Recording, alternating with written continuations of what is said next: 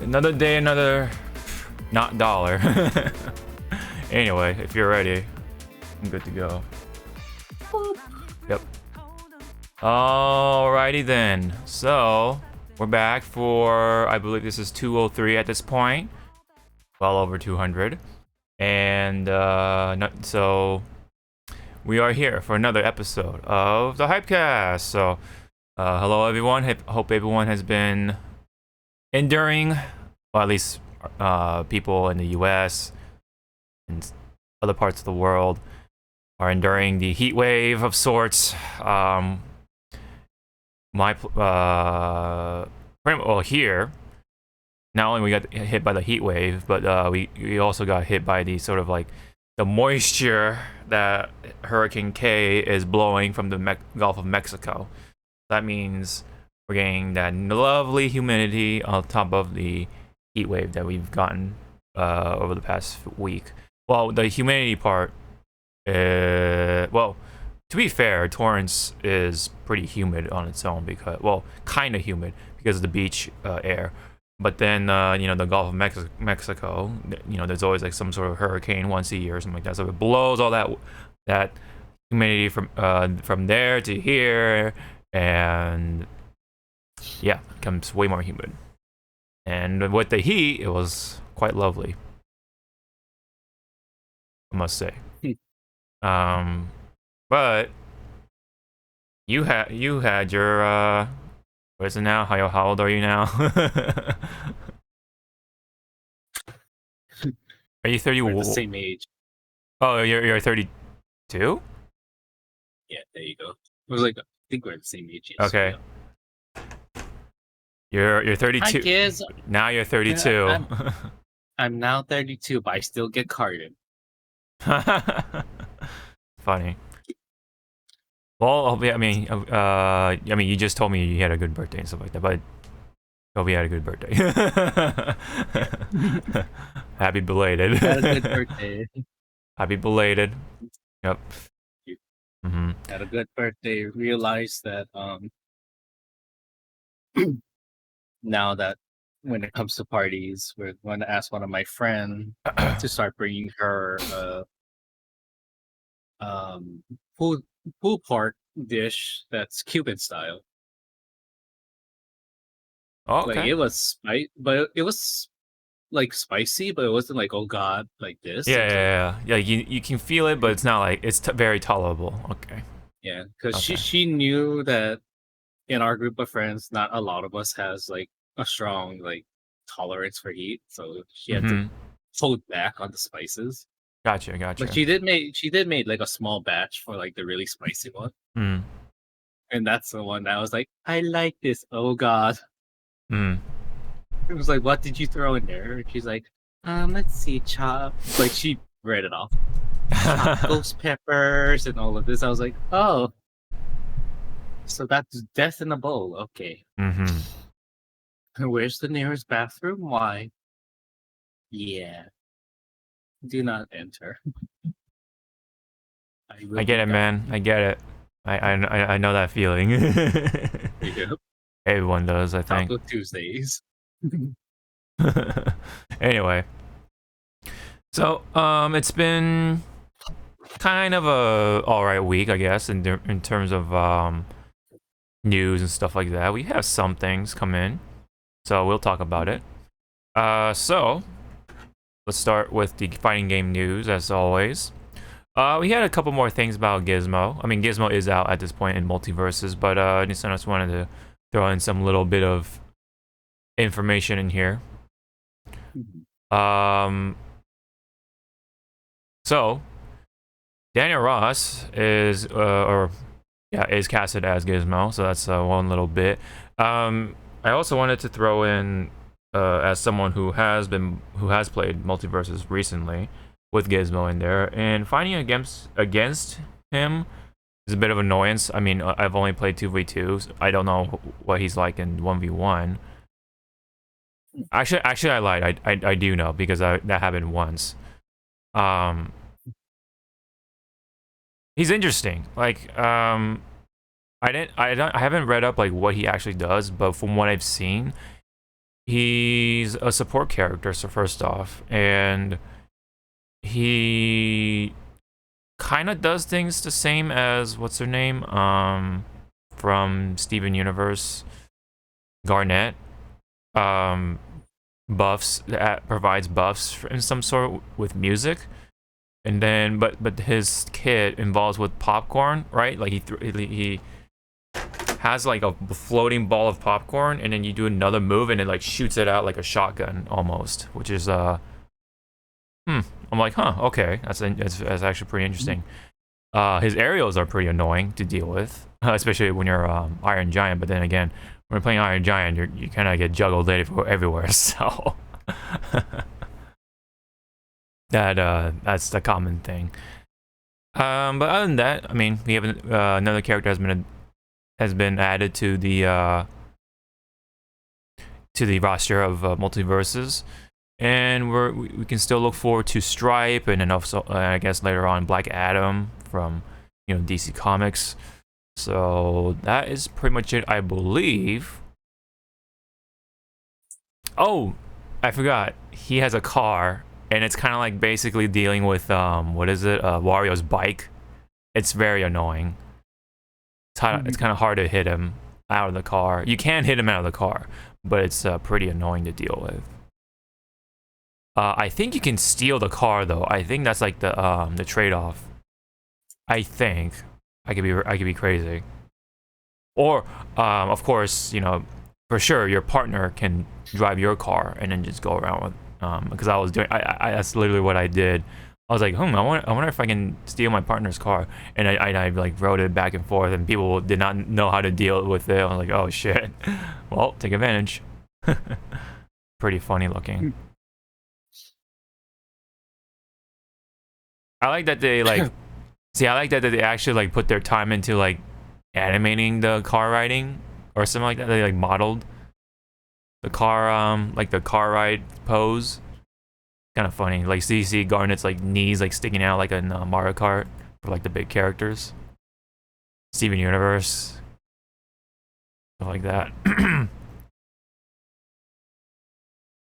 Apparently they also updated the hitbox or hurt boxes, excuse me.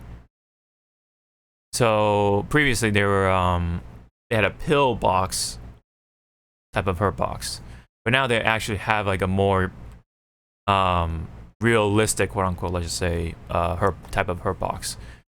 As you can kind of see here,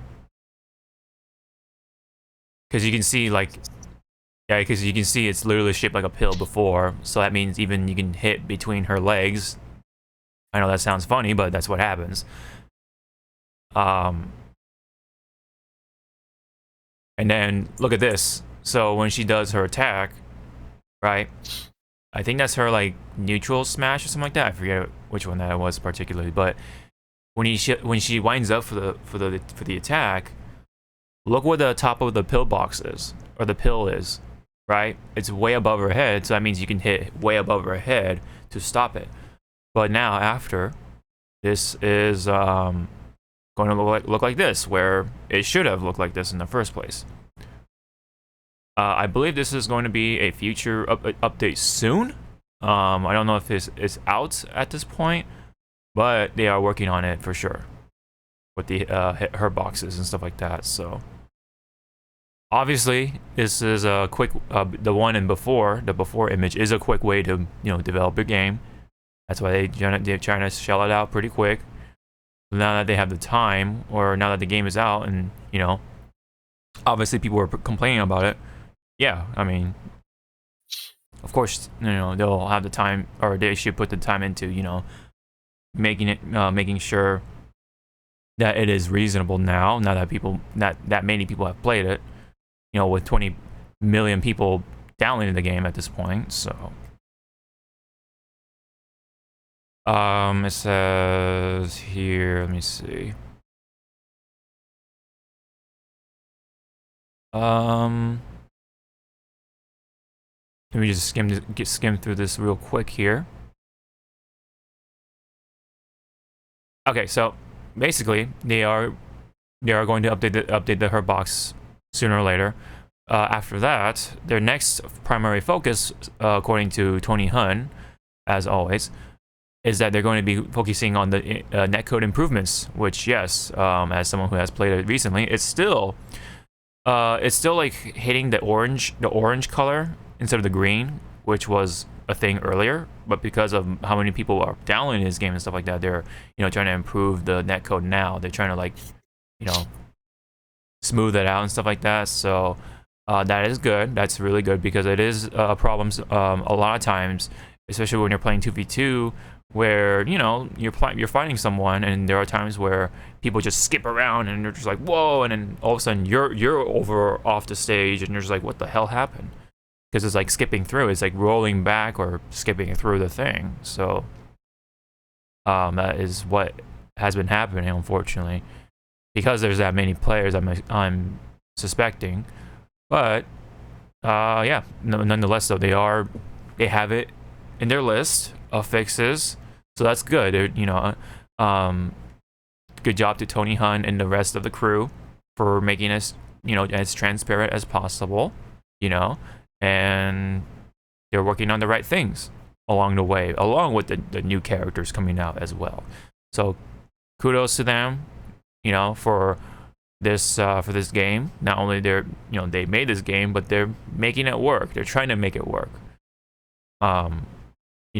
With each patch and stuff like that, update, hotfix, whatever you want to call it. Yeah. So, any comments on this stuff so far? It's really funny that the development team is more hands-on than like other development teams to try and make their game appealing, working order for their fandom. Mm-hmm. And it does. I mean, I could understand if this was if this update, took place what, three months after the game launches, to get everyone, like situated and stuff. But no, they look like, no, we got to do this now before it gets worse. It's like, thank you. You guys are identifying the problem and you're tweaking your hitbox, hurtbox, and there you go. And then again, when we look like other companies that do their patches and stuff, they take like months for like the most smallest fixes. And it's like, it's like, what's wrong with you? Sometimes the smallest fix. Yeah, it is a little weird. I don't know how things work when it comes to the regular, like when you're looking at other fighting game companies and such, other developers. Yeah, I mean, this team has been very active. They seem to be very active in comparison to most of the other fighting game companies out there. I especially Smash, right? I mean, so if you want to make that direct comparison. But nonetheless, though, I mean, that's good. I mean, hopefully people take note of this company and take that into consideration when they're making new fighting games in the future. Be very transparent as much as you can be, of course, and then get the hot fixes out as soon as you can. I mean, to be fair, that's a number of the major fighting game companies have done that, right? Just look for hot fixes and do them as quickly as they can, like the character glitches, for example, right? They try to get those out of the way for sure. But yeah, I mean, like you're saying, also they sometimes do take months just to have this little thing fixed. It's like, oh, okay, that's weird, but all right. Yeah. Again, kudos to them for tackling this and being transparent while at that. And again, hopefully, more and more fighting games kind of do this, or at least consider doing something like this. So it's kind of sad because I heard DNF Duel with their patch didn't do all that much in favor of the players. They like buffed some people and they took away some things. That's what I heard. Or it didn't really do much overall for what the community was looking for in DNF Duel, for example. I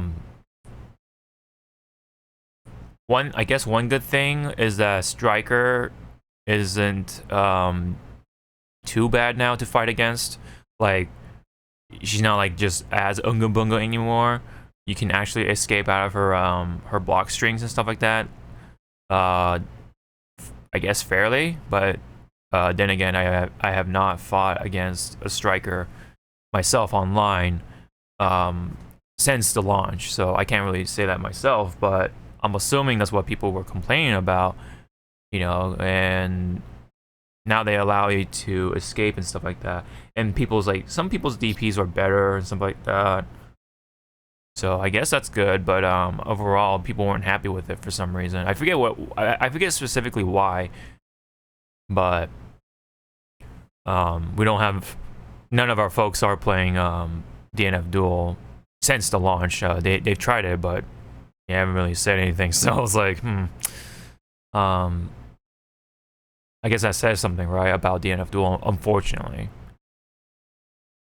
For example. But anyway, that's pretty much it for the Multiversus stuff, I think. Let me just check back again. The only thing I want to mention is that they're actually looking for like costume ideas for their characters. At least Tony Hunt, excuse me, was looking for some like costume ideas. I forget where that tweet was.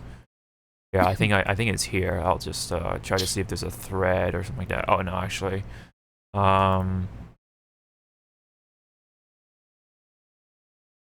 let me see.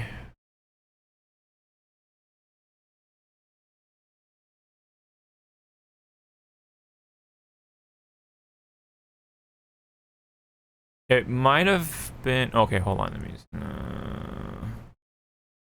anyway, well, Hun was putting out a tweet of sorts looking for ideas for possible costumes in the future, nonetheless. So actually, I just forgot, this is the Multiversus Twitter, not Tony's Twitter. So let's go to Tony's.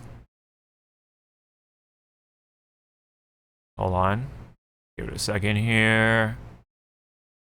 Uh-oh, Twitter's not loading. Oh no, that could be bad actually, because oh no, it's like that. Oh no. Yeah. Oh, there you go. Nice. He's like, come on. Too many people on Twitter nowadays. Anyway,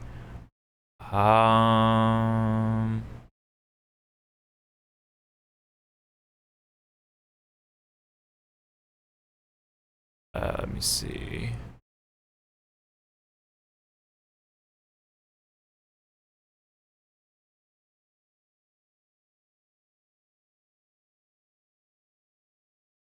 Yeah, he's putting out like a bunch of fixes too, like along the way as well. I forgot to mention. I don't know if I mentioned that, but yeah, anyway.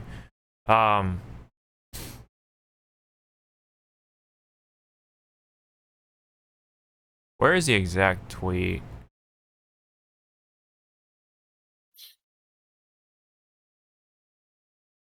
New character on the menu. Weird. I could have sworn I saw that. Oh wait.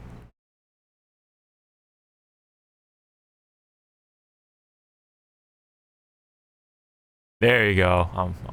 It's like a really tiny tweet comparing to the others. Anyway, it says, I'm looking for skin ideas to get another batch rolling.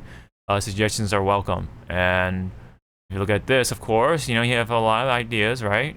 When it comes to, yeah, like Harley Quinn, you got Steven Universe, even Velma apparently wore a Robin costume at some point.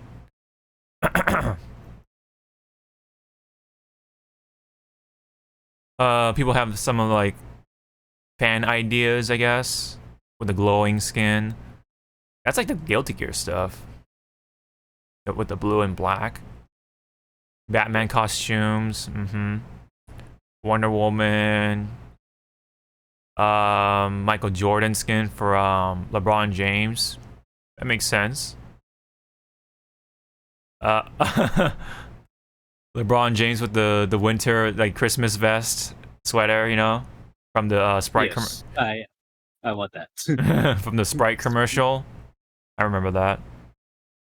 The this costume or this character from Gremlins. Butch and Nibbles, I guess, from Tom and Jerry. Like a swap, pretty much. Let's not click on that one. But yeah, there's that fan skin, the fan skin stuff for Gizmo. The lantern stuff seems pretty neat. To Taz being orange, that's pretty funny.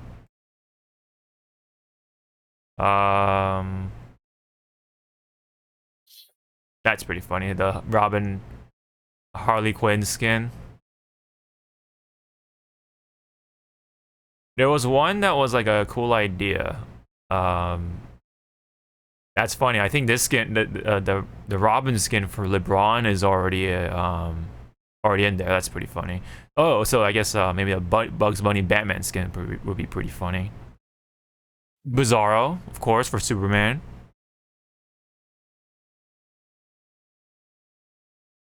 There was one that kind of caught my eye.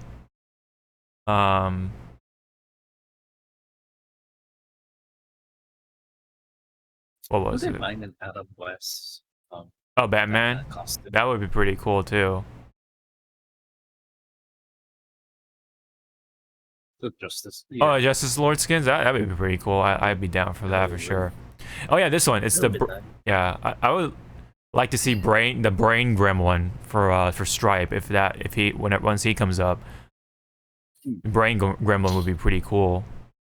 Should be pretty simple, right, to do. It's just a suit and the glasses, essentially.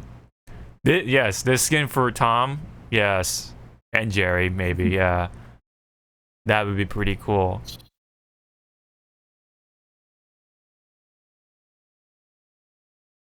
Shaggy skins. Oh, I remember this one. It's like it's like. Oh, I remember this one too.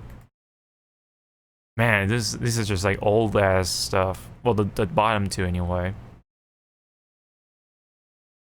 Well, yeah. Anyway, bunch of requests and stuff like that. Yeah. I mean, you know, the game came out just a little while back, so we still, you know, there's still more characters to come, so I'm sure more ideas can just like pop into people's heads and stuff like that, because there are a bunch of characters that have been mentioned, and the word on the street is that they are coming. Let's just put it that way. So yeah, that's pretty much it. That's the gist of it. So all right, there was some stuff that was shown off for Street Fighter 6 again. Nothing new, but we've seen more stuff with coexisting characters, or pre-existing characters already that were shown off recently, like, you know, Juri and Kimberly. So let's focus on Juri for today, I guess. So this was shown off on the presentation for Capcom. It's like a concept art for Juri, so you can, you know, see what she looks like under, you know, and you can kind of see what without her top and stuff like that. I see like her tattoo or whatever it is, you know. So, stuff like this was shown off in the presentation. Plus a lot of gameplay from, you know, the host and a couple other guests playing each other, you know, including of course the devs, you know, Matsumoto and Nakayama. Looks like they're having a good time as well, from the little stuff I've caught. And this is Juri's level 3 super without, I think, her feng shui engine activated. So you see the foot right there, and she does that, and then throws him down pretty much like how she did in 4. But I think when she has the engine on, then you can like have like a bit of a bonus with her level 3, where she does like the, you know, once she slams him down, she, you know, she picks their head up with her foot and then just throws them down again, like a taunt almost, like you kind of saw with Jamie. You know what happened with Jamie. Or maybe what it could be, and I'm sure probably this is not the case, but maybe that's for males, right? Maybe that's what she does to males, right? With her foot, like picking up their chin and stuff like that with her foot, and throw them down a little, give them a little toss before you know, she ends the super. And then for women, you know, she just throws them down, you know, maybe. But it does say normal level 3, so that sounds like to me her non-feng shui engine level 3 super. So yeah, so otherwise it just looks like the one from Street Fighter 4.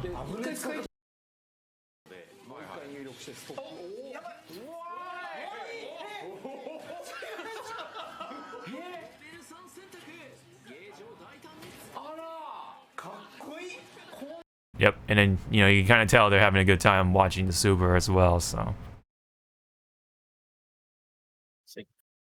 Again, it's like, thank you for bringing this critical art. I'm just gonna call it critical art. Yeah, yeah.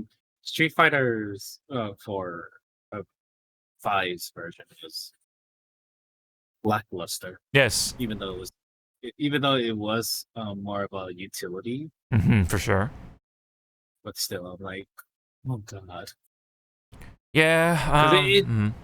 Because like the first few frames of 5's is like, it looks like it's gonna do something cool. crazy, and then and just a big blast. Yeah, like big blast. With her projectile. Yeah, just like this with your controller. Yeah, obviously, you know, the tournament players don't care because they like quick supers, because, you know, yeah, they want to keep going, right? Momentum stuff.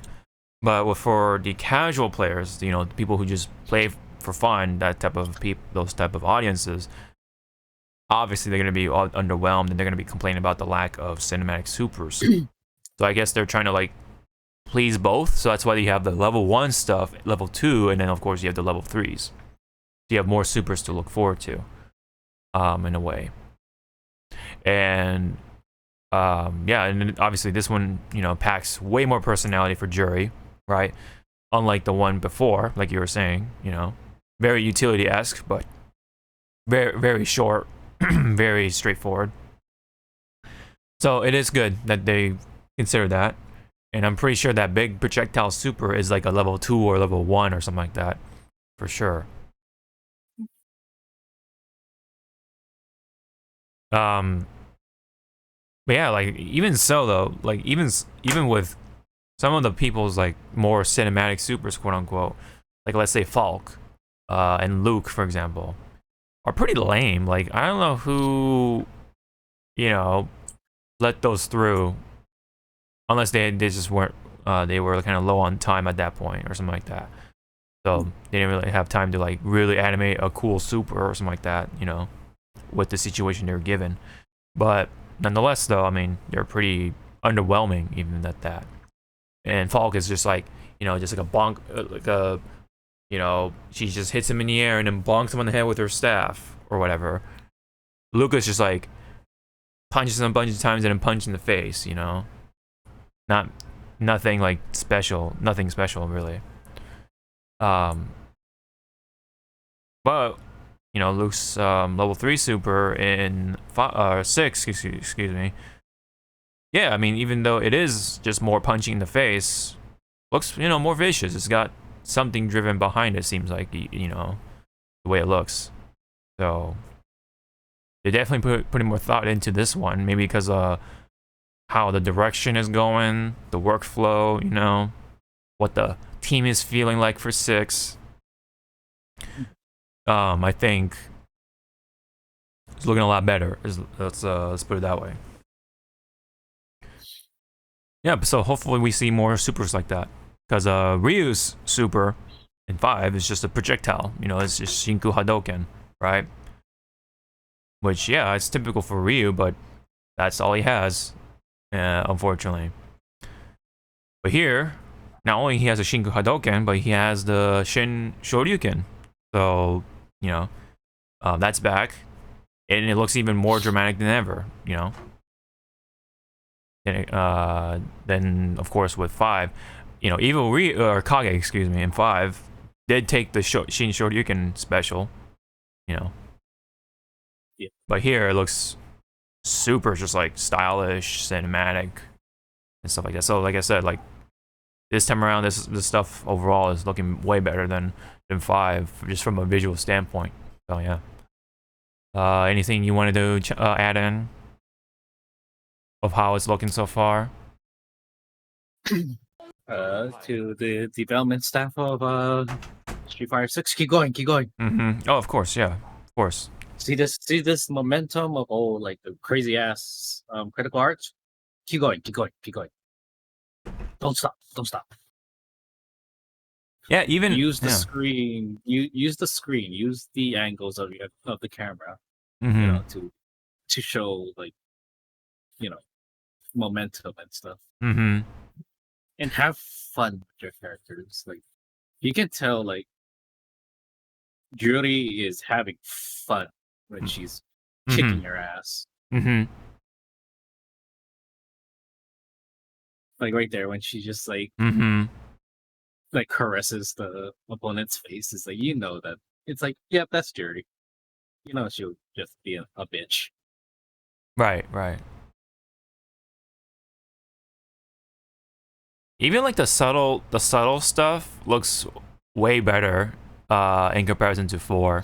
Like when she looks up before she, you know, sticks her foot up and stuff like that. The way she like, you know, the way it's angled and the way she like moves her head up like that looks way more like, you know, more spunky. I guess it's one way to put it. You know, it's got more spunk overall in the in-betweens, even like the little stuff. Really all adds up to a really cool looking super, even though she has done this before, right? So just those subtle little things can also make a difference as well. So that's also pretty important. All right, well, that's pretty much it, I believe. I mean, there is a lot that quite a bit that came out from that presentation or streaming event, but there is more to look forward to during the actual Tokyo Game Show window. So we have that to look forward to as well. So I'm pretty sure we'll have like new characters and stuff like that announced. When is Tokyo Game Show? It's this coming next week, right? Or it's next week. It's next week, yeah. It should be like a Friday or a Thursday or something like that. Because it's the 15th. Prediction, kids. Yeah, Thursday. Actually, Wednesday for us. They're gonna insert a 5-minute video for Bayonetta 3, unless that's gonna be for the Nintendo Direct sometime this month. Because it's kind of like around this month that Nintendo does a Direct. So you have 2 spots, Bayonetta. You have 2 spots. I mean, the game is coming out October still, so I think we're pretty good at this point. I'm content with what we saw, so it's coming. Yeah, I mean, I don't mind if the trailer is like for Bayonetta 3 a rehash of what we already saw, but with extra scenes. But you know, it's extra scenes that we're going to like. Ooh, look at paint. I just don't want to be like quote unquote spoiled at this point because we know it's coming. We know it's coming in October, you know, and we can look forward to it no matter what. So I mean, unless the trailer like at the end, you know, because it's supposed to be October 28th. End of October. So yeah. Ish. So yeah. Pretty much end of October. Yeah. Okay. So October 28th. Okay. I'll laugh my ass off.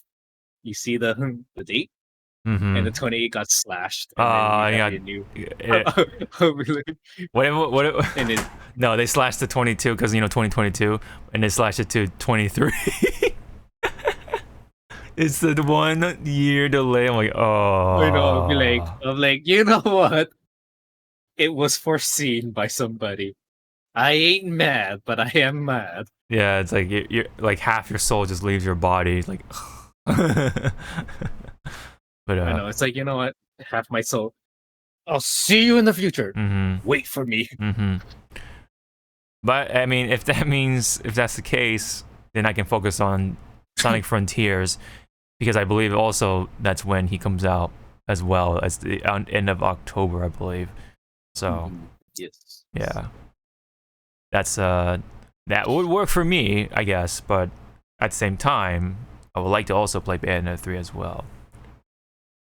Yeah, so we can only hope that it keeps that release date for the sake of Bayonetta fans.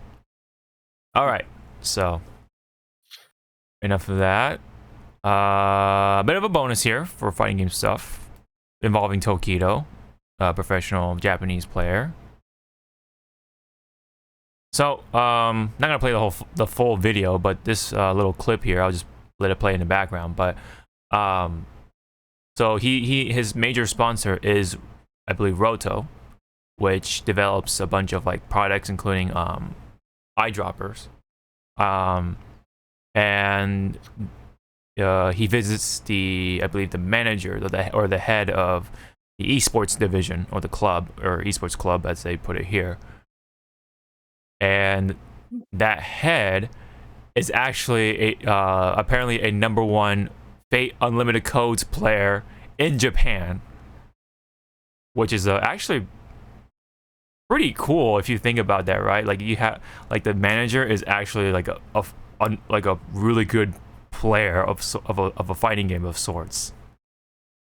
So I think here, let's see, they keep talking, but I think somewhere in this clip they do play a little bit of Fate. Yeah, see, Tokido's playing Fate. Yeah, see. And I think, yeah, you kind of guess whose ass is getting beat just by the body language. I'll play that part again. Hold on.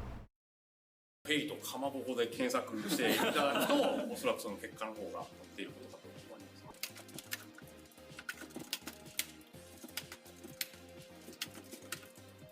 これって受け身とかありましたっけ？あります。あれ？受け身俺取れてないですか？赤なんで繋がってます。はい。こういうゲームです。Yep, so he just beat his ass. He got his ass beat by this guy's Kotomine combo, which is pretty funny. So kind of neat that like even the people within the staff of like a certain company, you just never know who they are, right? So yeah, that's why. But I also love the video showing like no game audio. I mean, you hear it. Like you can tell like who, as you were saying, like who has more experience with the game by the sound of the fight stick. Oh yeah. That's why I was like, ooh, I'm hearing the buttons. Who's more experienced? There you are. Yep. So yeah, kind of cool. Just to I thought it was worth mentioning,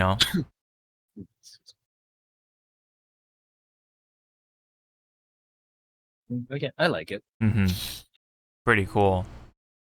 All right, let's go into the front line. We have two things to talk about in the frontline section. This one involves with a bit of a community drama, quote unquote.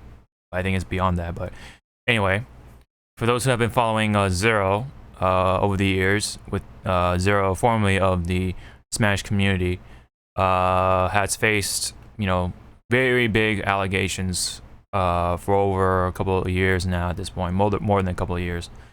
I think it started from 2020, was it? Yeah, because the whole big happening, let's just put it that way, when it comes to Smash and even Evo. That happened during the pandemic of things of all times. So yeah, a couple years. So Zero has been on the, of course, on radio silence because he has been going after in a lawsuit against Jisoo. Jisoo. Oh God. Okay, it was not muted. So anyway, so he put out Zero put out a video to, give an update about what happened with the lawsuit, right? And you can kind of see with the statement here regarding to the two parties, right? With Zero and Jisoo. So Jisoo, of course, was the one who put out those allegations. And there were quite a bit about Zero with what happened at the Sky House, as they like to put it. If anyone is curious, you can pretty much look it up, see what happened yourself. But there were pretty serious allegations from Jisoo's side of things. From what it sounds like, yeah, maybe some of them were true, but of course, there's a very important thing called context, I think. So he offered his apologies, but then, with Jisoo's allegations now proven to be, at least some of them being not true, she also had to put out an apology of sorts, or a private apology, according to this document anyway. And now they have, at the end of the statement, it says they have agreed to resolve this lawsuit, move forward with their respective goals, and focus on their positive content rather than any further negativity towards each other. So pretty much, you could say that this part of the saga is over. That at least the major part, anyway.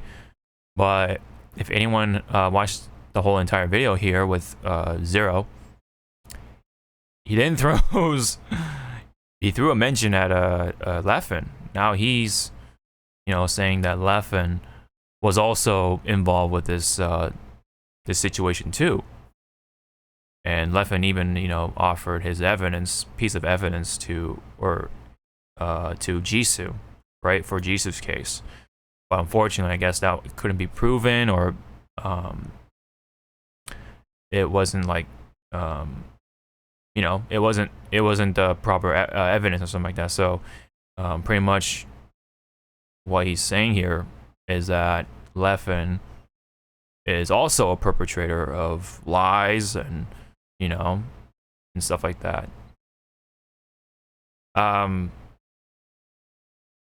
Pretty complicated. Without going into it too much, it would take too long. But I mean, what do you make of this? Like, have you caught wind of it? With any, like, here and there, yeah. Here and there, yeah. And seeing like Leffen's, like, I guess, responses to some people's, like, comments of like, hey, like, what you're saying very sounds like a very, like, counterpoint of what you're actually trying to say. Like, you're saying one thing in right. the first post, but then you're going the opposite way and trying to not, like, be there and stuff. And then, like, later in the video with Zero, right, you'll put up, like, posts of Leffen, and so if we go to 658, well, let's start here because that's where he starts talking about Leffen. So yeah, right. So, but sound as there's one of like my great one, friends, just there's like validated one his point post from further. Leffen that I was like, Despite being what he said at the end, I was like, this entire situation kept okay, trying right to there. bury me down. Okay, no, keep going. Oh, keep going. Okay. So, right there, I like this response that this tweet did. You know, like how they were saying, like, you're not really sounding like a friend and stuff. So, continue. It's the next one that really made me go like, oof. Yeah. Right here. I can understand what he's saying with the middle part of his little sentence sandwich, but it's his last part that, to me, is like, okay, I can understand yours, but look at it this way. The way you struggle with your heavy depression versus another one struggling with heavy depression are totally different. Right. Yeah. Now You could be handling it, more better than this person. This person can do it better than your way. So you can't really say you fully understand the person. You can say, yeah, it's a case by case thing. It's not just yeah. It's like, I understand you guys are in the same boat, but your lives are totally different. Right. Of course. Yeah. So that sentence made me go like, boy. Yeah, because what Zero went through when he was younger is like very specific for him, of course. So that's why his depression is different. His diagnosis of depression is very different in comparison to Leffen. I mean, not that I know what happened to Leffen or anything like that to have that depression, but case in point, though, his life is different than his, or Zero's life is different from Leffen's. So it's gonna be different, and they're gonna be handling this very differently. So you can't just say like, oh, I handled my depression, so he should be able to handle his depression, that kind of thing too. So yeah, and it's like, no, it doesn't work that way. It doesn't work that way, no. So sometimes when you're depressed that way to the point where you do shitty shit, and that of course makes them make them look bad and stuff like that, and of course you can't really that's your responsibility, that's you, and it sucks that you have that's the kind of music you have to face, but you can't say that, oh, I too have depression, but look at me, that sort of thing. Look at how I handled my heavy depression, quote unquote, here. Look at me, that sort of. That's what kind of comes off to me anyway when I look at this tweet. Yeah, it comes off to like those type of persons that, like, when shit hits them hard, but they overcome it, and they just boast like, look at me, I'm doing this. It's like, okay, the ones that actually hurts are the ones that are silent. Right, but the thing about this one, about Leffen too, is that he was the one who also like added the allegations against Zero, right? He accused him of showing certain like explicit material, let's just say, to like top Japanese players, when the Japanese players themselves, the very players mentioned, came out and said that's not true. So what does that say about Leffen, right? So it's like he was throwing. He was like trying to add fuel to the fire and try to paint himself like, like, I'm innocent of this. Right. I'm his friend or whatever. It's like, no, it's like your hand was in the cookie jar. There are actual people that, as you said, would say, yeah, no, he doesn't. He didn't do that. Zero didn't do all this. What are you talking about? Yeah, now he's trying to like. It seems like he's trying to like brush it off and stuff. Or backpedal. Backpedal. Like, oh, I didn't say that. And it's like, yeah. It's like, I guess my auntie used to say, if more than 3 people can call out your lie and they have proof, you're done. There is no way you're gonna convince those 3 that actually knows the truth. Yeah, for sure, yeah. But we'll see what happens with Leffen. I mean, if he's left alone, then he's left alone. That's that. But I wouldn't put it past Zero if he goes after Leffen in another lawsuit. At this point, this would be, I think, Zero. The only lawsuit I can think of, if Zero does go through it towards Leffen, would be sorry to bring up this court case. It's settled already, but defamation, just like how Oh, defamation, Johnny yeah. Depp. Yeah, defamation, just like how John Depp and her had to go through. Right. Again, it's like, bro, just stop. Take the high road right now. Just fuck your pride right now and just say, yeah, you are wrong in this. Right. Just apologize. It doesn't have to. I mean, it has to sound genuine, but just apologize and just move on. Yeah. Yes, you're gonna be. Yes, you may be called out and shit, but let those people call out because they don't have anything better to do. It's Twitter. Right. You can make a full-felt, heartfelt apology. There's always gonna be that one small batch of people that will just, of course, yeah, want to ruin the day, and it's like, oh, okay, right. Here's a cookie, kids. Go away. Right. But we'll see. I mean, it sucks because I respect Leffen as a player. He has skill, obviously. He's a talented person and all that stuff. But as a actual person human in real life, right? Yeah. That's where it starts to get hard because there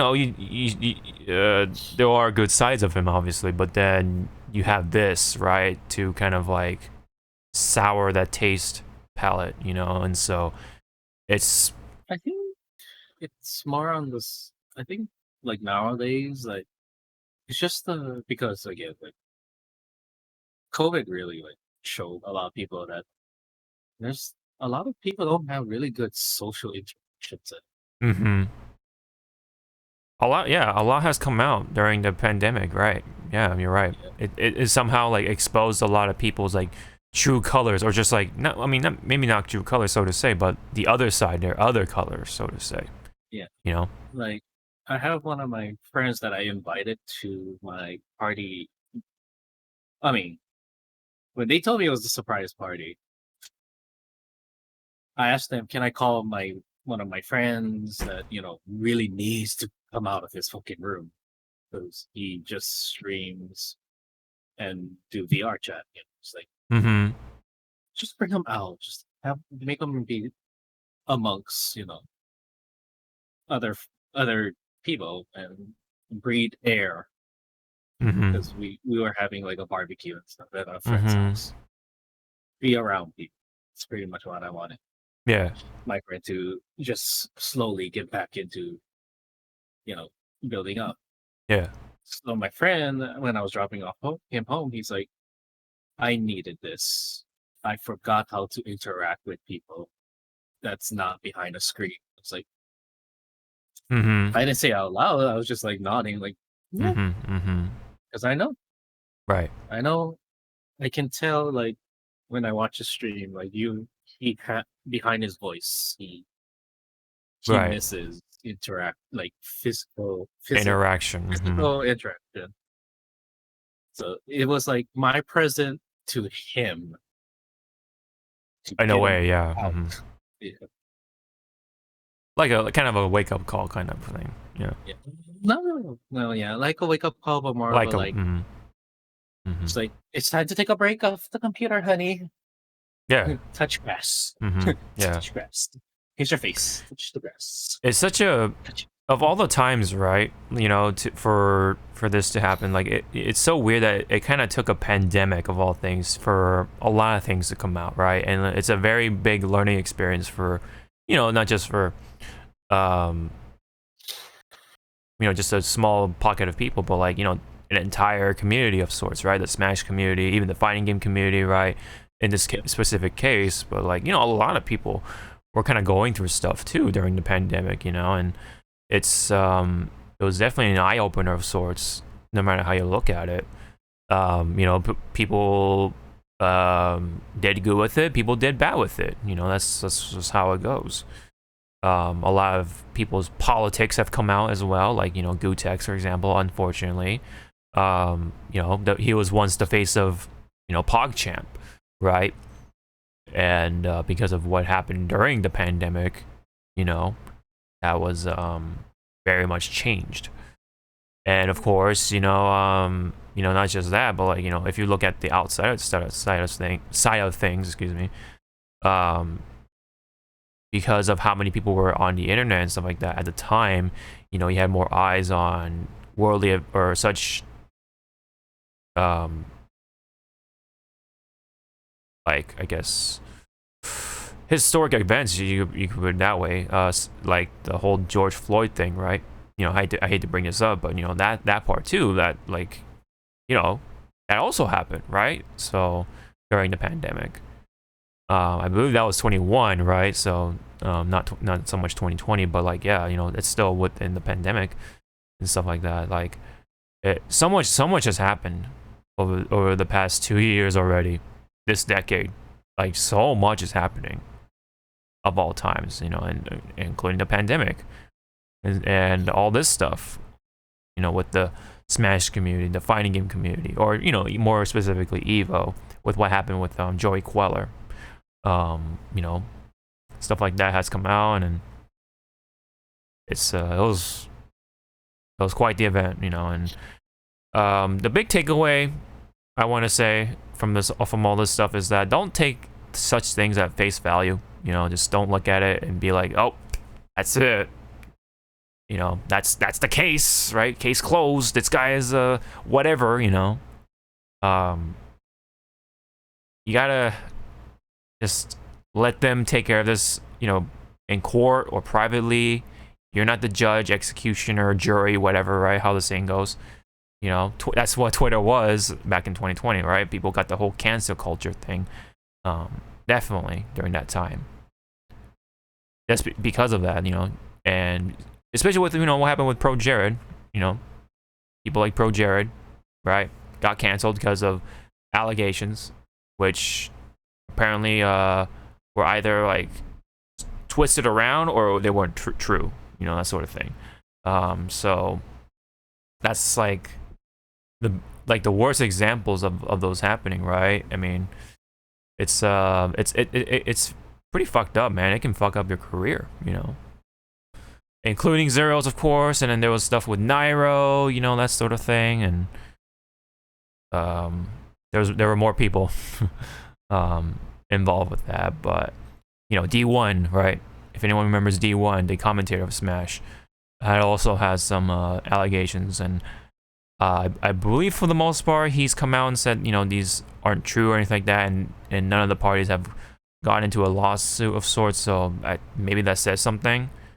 So anyway, that's that, right? So, you know, don't take things at face value. Yes, even though they sound very convincing at times, you're not the judge at the end of the day. You can have an opinion, sure, but let them take care of it in court. You know, let law and order settle their case. You're not there to do that for them. So, yeah, that's why, you know, I of course was on the other side, right? I took things at face value. That's what happened to me, you know, especially with I forget his name, but he was a voice actor for Silver the Hedgehog. He got canceled, right? But then he came out and said later on, like, these weren't true. And it was like Pete something. I forget what it was. He was accused of, you know, like grooming and stuff like that. But, like, you know, he came out and said these aren't true. And it sucks because, you know, it ruins people's, like, sort of like impressions on those specific people, so to say. So it might be harder for them to take a job So that's why, if that person wants to, take action, they're gonna go into the whole defamation lawsuit thing. That's how it happens. It costs money, sure, but sometimes you do what you gotta do to clear your name and stuff. So, but Twitter does not help with that. Let's put it that way. Let's put it that way. I mean, what are your feelings about this whole like cancel culture thing and like what did you feel that you were also part of that as well at one point at least?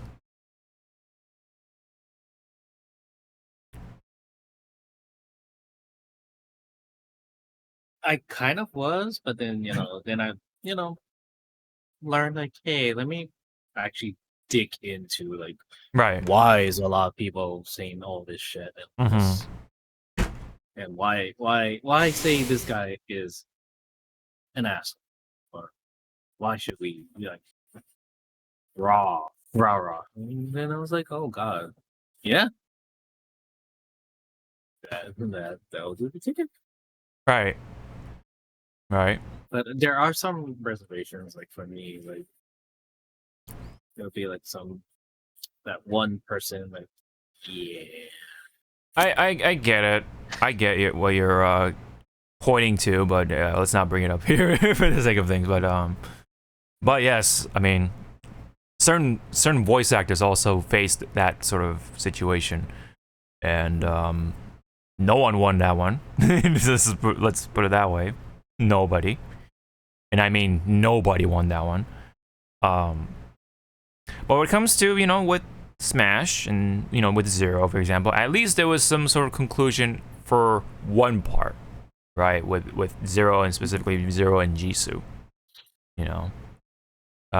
It really makes in this situation, it makes people like Jisoo kind of look bad, because in the end, like, really, who won that one, right? And that's of course that's subjective, but like in the end, who won that?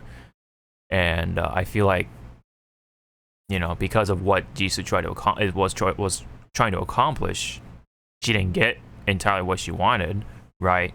And I feel like, in my opinion, right, she didn't win.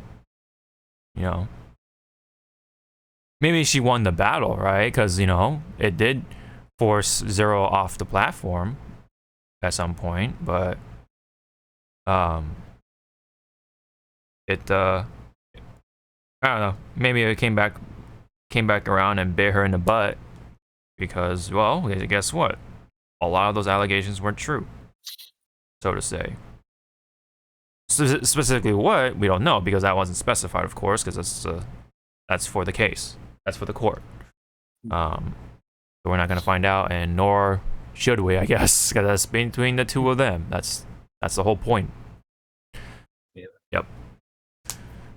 So yeah, when it comes to this stuff on Twitter, just take it at face value. Yeah, I have an opinion, but don't be a part of the, oh, get out of here, get canceled or whatever, Get out of here. Yeah. Like, no. That's why nowadays, people forget when it comes to like allegations and other stuff. It's like, guys, come on. What happened to the old traditional innocent before proven guilty? Like, Exactly. Jesus Christ, we're jumping the gun like so fast. It's like, bruh. Yep. Just stop. I mean, case in point, right? I mean, if you want to talk about, I mean, you brought it up already, but the whole Johnny Depp thing, right? I mean, that's kind of what happened. Yep. And guess there are still people that are mad at. Of course. Yeah. Of course. Like with all the evidence that was piled against her. Against her, yes. Still go like this. Like, you can have the mountain of evidence like in front of them. You're like, yeah, no, she's still innocent. It's like, wow. Bruh, yeah. That's how it is, man. That's how life is. There's always gonna be people, no matter what, what is presented, right? They're always gonna have supporters on both sides, right? No matter what. That's just how it works. How it works. Yeah. I mean, you know, of course, same with Zero and Jisoo. There's always gonna be people being supportive of Jisoo, because guess what? There's people who hate Zero, like, because, you know, that's how it works, right? Yeah. And you know, I mean, I think even from the very beginning of Zero's like sort of debut into Smash, I think he said, like you said, he felt like he was never welcomed. So like, he was kind of like that player, right? He was really good, you know, he was like really popping off about it, and there were a number of people that wanted him off because he was good, you know, and they didn't have an answer to beat him at the time. And you know, of course, that drives them to try to get him off, in a way, to get him off, you know, the platform or the community or whatever it is, one or the other. Whether it's to beat them in the tournament or do something like this, in a way. Maybe they're all like, it's all that stuff were building blocks, to this whole situation. Now, is Zero an entirely innocent person? No. But same thing with Johnny Depp. Was he an entirely innocent person? No. But the problem was that all this stuff is mostly on Zero. All this stuff is mostly on Johnny Depp. Yeah, so that was the problem. Alright, anyway, I think we said enough about it, and we can definitely move on to another, unfortunately, sort of shitty situation, but this one is involving with Twitch. Kind of an update of what happened. Yep. This is from Charlie, or Moist Critical. He was following the case with what's her name, Kimiko or something like that. With what happened with her boyfriend on Twitch with the 7-day ban. And well, guess what? It was a 7-day ban. Twitch followed through it, and that's all there is to it, unfortunately, right? I mean, for those who have forgotten or don't know, Kimika, or just call her Kim. Let me just see this real quick. Yeah, this image right here. We found it. Yeah, from Charlie. Anyway, this streamer was banned because she was having sexual relations with her boyfriend on Twitch, on stream, and was chatting with chatting with her audience. And she was banned after that, of course, but only for 7 days. Even though it's a pretty big violation, right? And yet, you know, people who get banned for like the smallest things, like, you know, maybe it's for music, maybe it's for just like weird, very specific but small things, you know, they get banned for a while and stuff, for like a month, could be a season, I don't know, man, very long time. But for her, nah, 7 days. Even though she was very much breaking TOS. Nope, 7 days. 7 days only. So she's back, and guess what? She got more viewers, she got more following. She blew up because she was on the news. That's how it works. He, I think, provided some screenshots. Right here. So her averages went up, her peak viewers went up, I think. But let me see.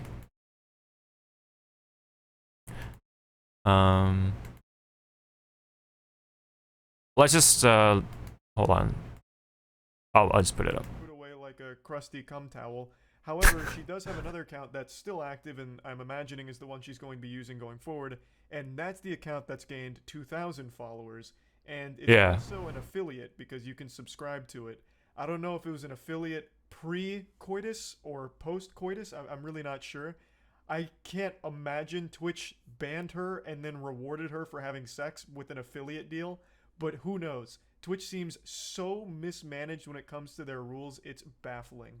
But what I want to talk about, you can hear this, right? What this means going forward. Okay. Twitch has set a precedent with this, and it's not just this. There's been plenty of other examples, but this is by far their biggest because it was just blatantly having sex live on Twitch, which so far hasn't been done before outside of just rebroadcasting porn. This was a streamer having sex live, and Twitch's response was a very light ban. So what does this mean? This means that any streamer going forward might honestly consider this as an actual tactic for growth. This was only her 8th stream ever, I think. I was going through all of her previous broadcasts, and I'm pretty sure this was her 8th stream. She had only streamed, I think, 24 hours in total across her entire streaming career until she fucked. And once she did that, that's when she had all of this massive growth from it. Prior to this incident, she would get between 20 and 50 viewers per stream. After this incident, so far she's only had one stream, but she never dropped under like 150. So it was extremely successful. It really does feel like a viable strategy for Twitch, since it seems like they don't care that much about it. So if I was writing a WikiHow guide on gaining followers on Twitch, this would be on the list of best practices. Just full-blown fuck. Get your back blown out on Twitch and take a 7-day vacation, come back to more viewers, more money, more followers. It's like an actual life hack. Want to get Twitch famous, become a big live streamer? Just have sex on cam. You'll be shocked at how well it works. Doctors don't want you to know this one simple trick. It's really just pretty sad. Yeah. Yep. That's it is. Yeah. Like Twitch pretty much opened up a door. Mm-hmm.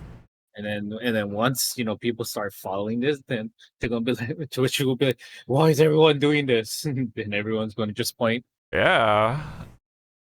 You. It's like you. You. It's like you rewarded someone who blatantly did a Pornhub. Mm-hmm. OnlyFans, like, it's like, and only gave her a 7-day ban. A week. Whereas Jimmy Bone Daddy over here accidentally said the N-word on stream, and he is permabanned. Mm-hmm. It's like or at least at least 1 month, right? Like a long time. Let's just say. Mm-hmm. Yeah. That's ridiculous. It was like one of these don't balance. One of these things.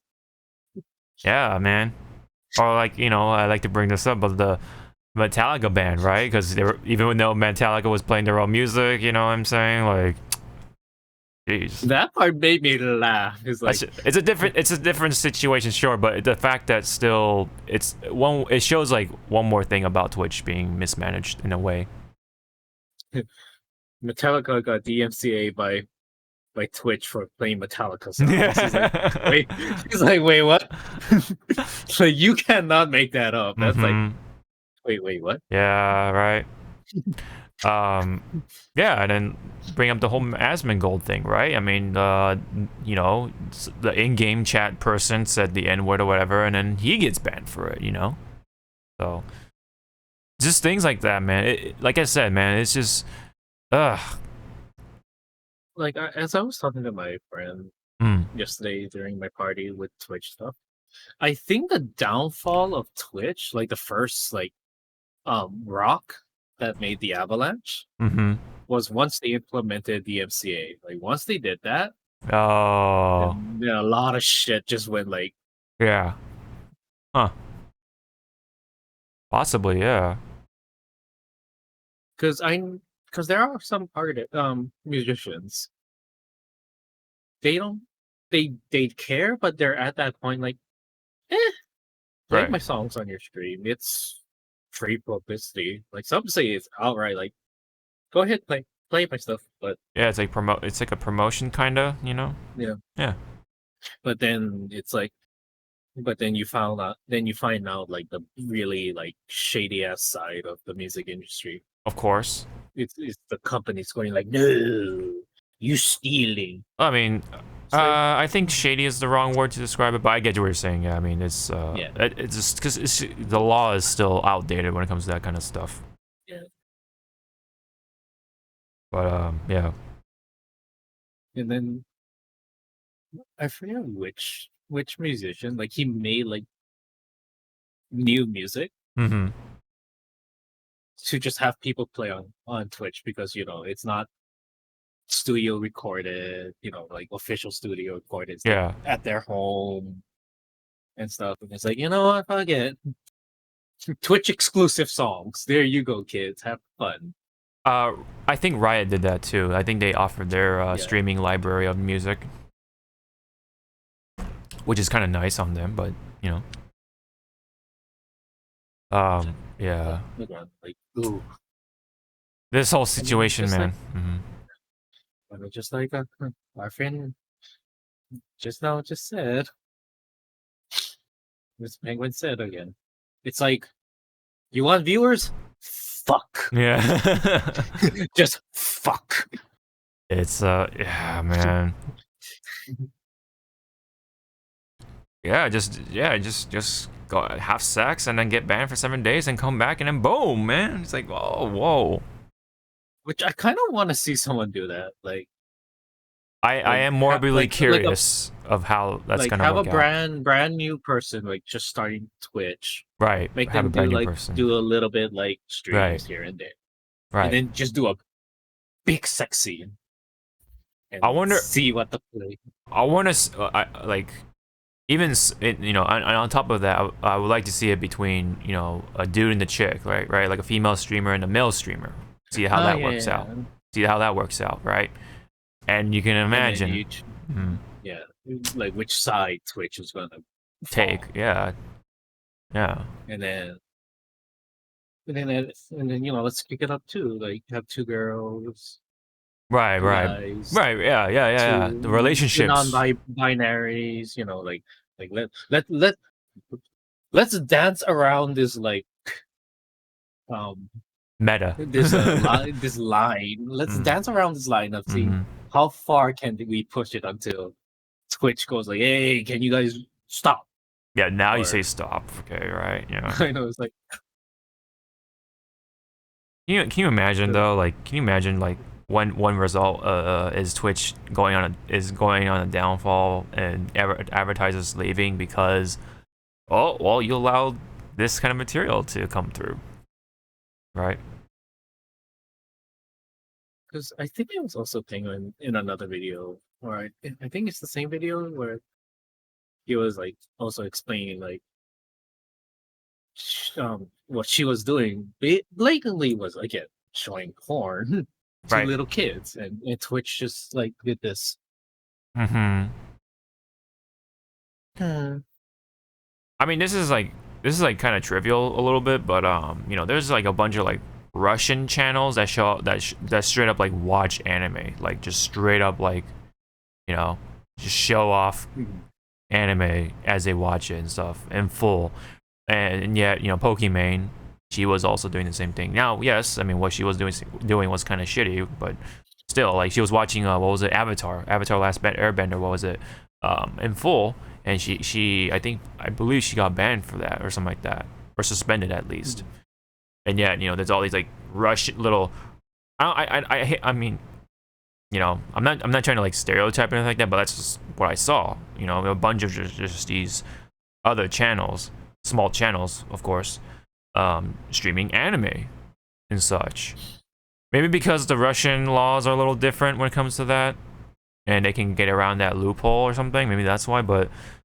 Still, like, it's just kind of like it just shows inconsistency across the board when it comes to copyrighted material versus things like this, explicit stuff, and just it's all around, like Charlie said, it's very much mismanaged, and similar things has happened with YouTube very recently too. Very mismanaged, and of course, like I said, I hope things to change, but I don't expect it to happen anytime soon. So, anything else you wanted to say about Twitch and anything else related? Get your act together, Twitch. Of course, yeah. Of course.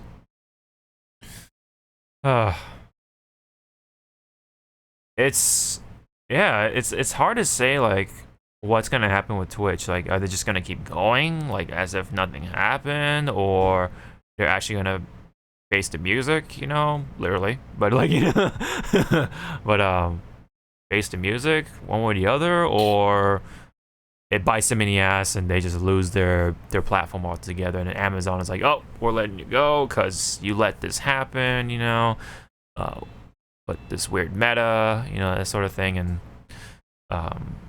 that's that, right? No more Twitch, possibly, and then we just have YouTube left. I don't know, man. That's a possibility. I hope things work out, though, for the sake of people who have been popping off on Twitch, right? Like, who've been making a business, right? A legit business, just being entertaining and stuff like that. Not some people like, you know, that person, for example, the streamer, right? Doing these acts and getting away with it, you know? Somehow. It's just disheartening to see. For me, anyway, at least. I would hate to lose this. People lose this sort of this way of income or business, and just because, you know, of Twitch's fault, essentially, of not your mistakes, but their mistakes, essentially. Hate to see that. Anyway, I think that's all I got. I mean, Yep. Yeah. All right, I think we're good on comments. Yeah. Yes. All right. Let's move on to the games news. A bunch of small stuff, and then there's Pokemon. Anyway, there was an update for PS5 recently, and now that includes 1440p support, which I didn't even know that was not supported. I thought that was included, but lo and behold, I guess 2K is now supported for those who only have 2K TVs. So now you can get the most out of your 2K TV. That's pretty cool. Plus, you can have game lists and new social features for this upcoming patch. If not out, if it's I don't know, or I'm not too sure 100% that it's out already. Yeah, most of it's like features that I wouldn't use, but when it comes to the 1440 support, you know, that could be useful for some people because, you know, again, you know, not everyone has a 4K TV.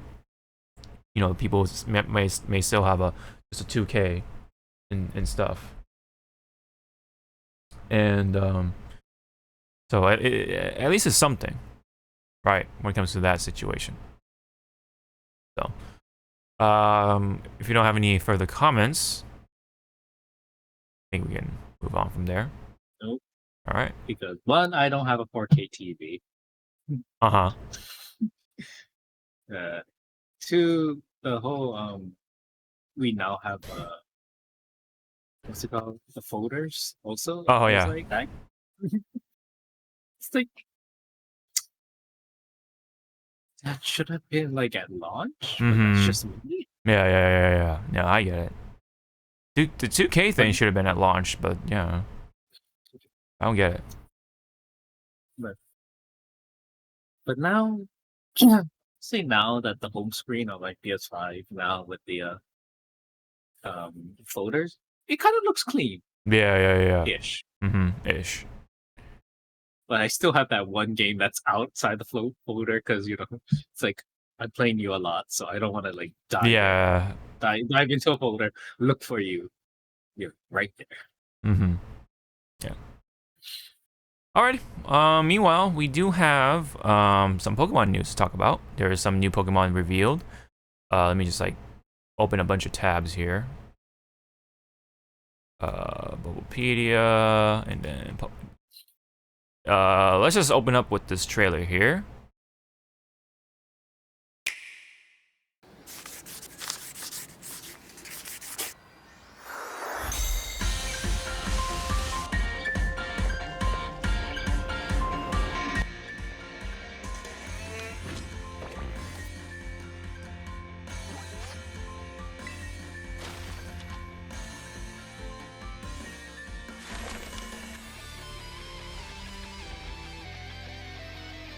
Why is it not fucking using his wheel?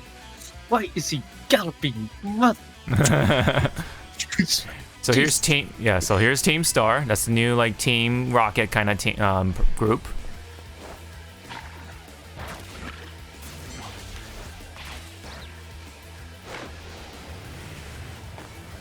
Oh no. And there's a chick with the big ass boots. Are we? Is she wearing Jin's pants? I know, right? And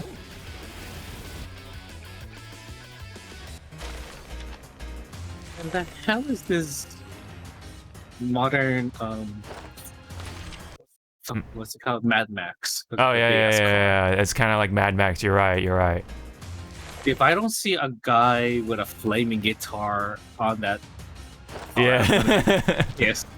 Yeah. And if I don't hear someone saying "Witness me," Witness me. What a lovely day. What a lovely day. I love that movie. It's just funny and great.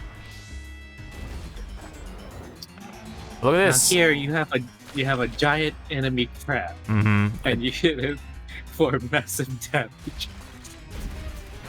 Yeah. Jesus. That's a big ass crab, dude. Not gonna lie. Big ass crab must taste really good with butter. And then Jita. Oh, how much do you spend on hair products? I know.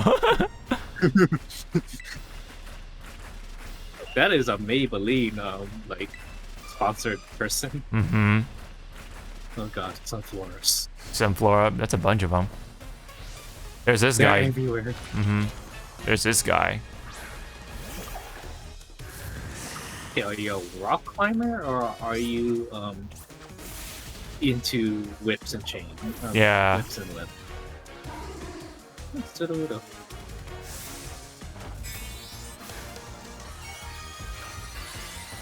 And there's the crystal mechanic once again, of course.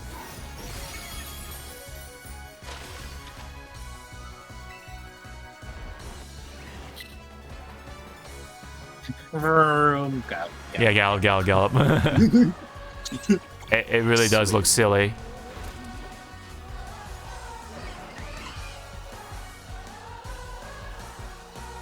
Wow, thank you for showing off that there's a salamanders. Uh-huh. One coin after.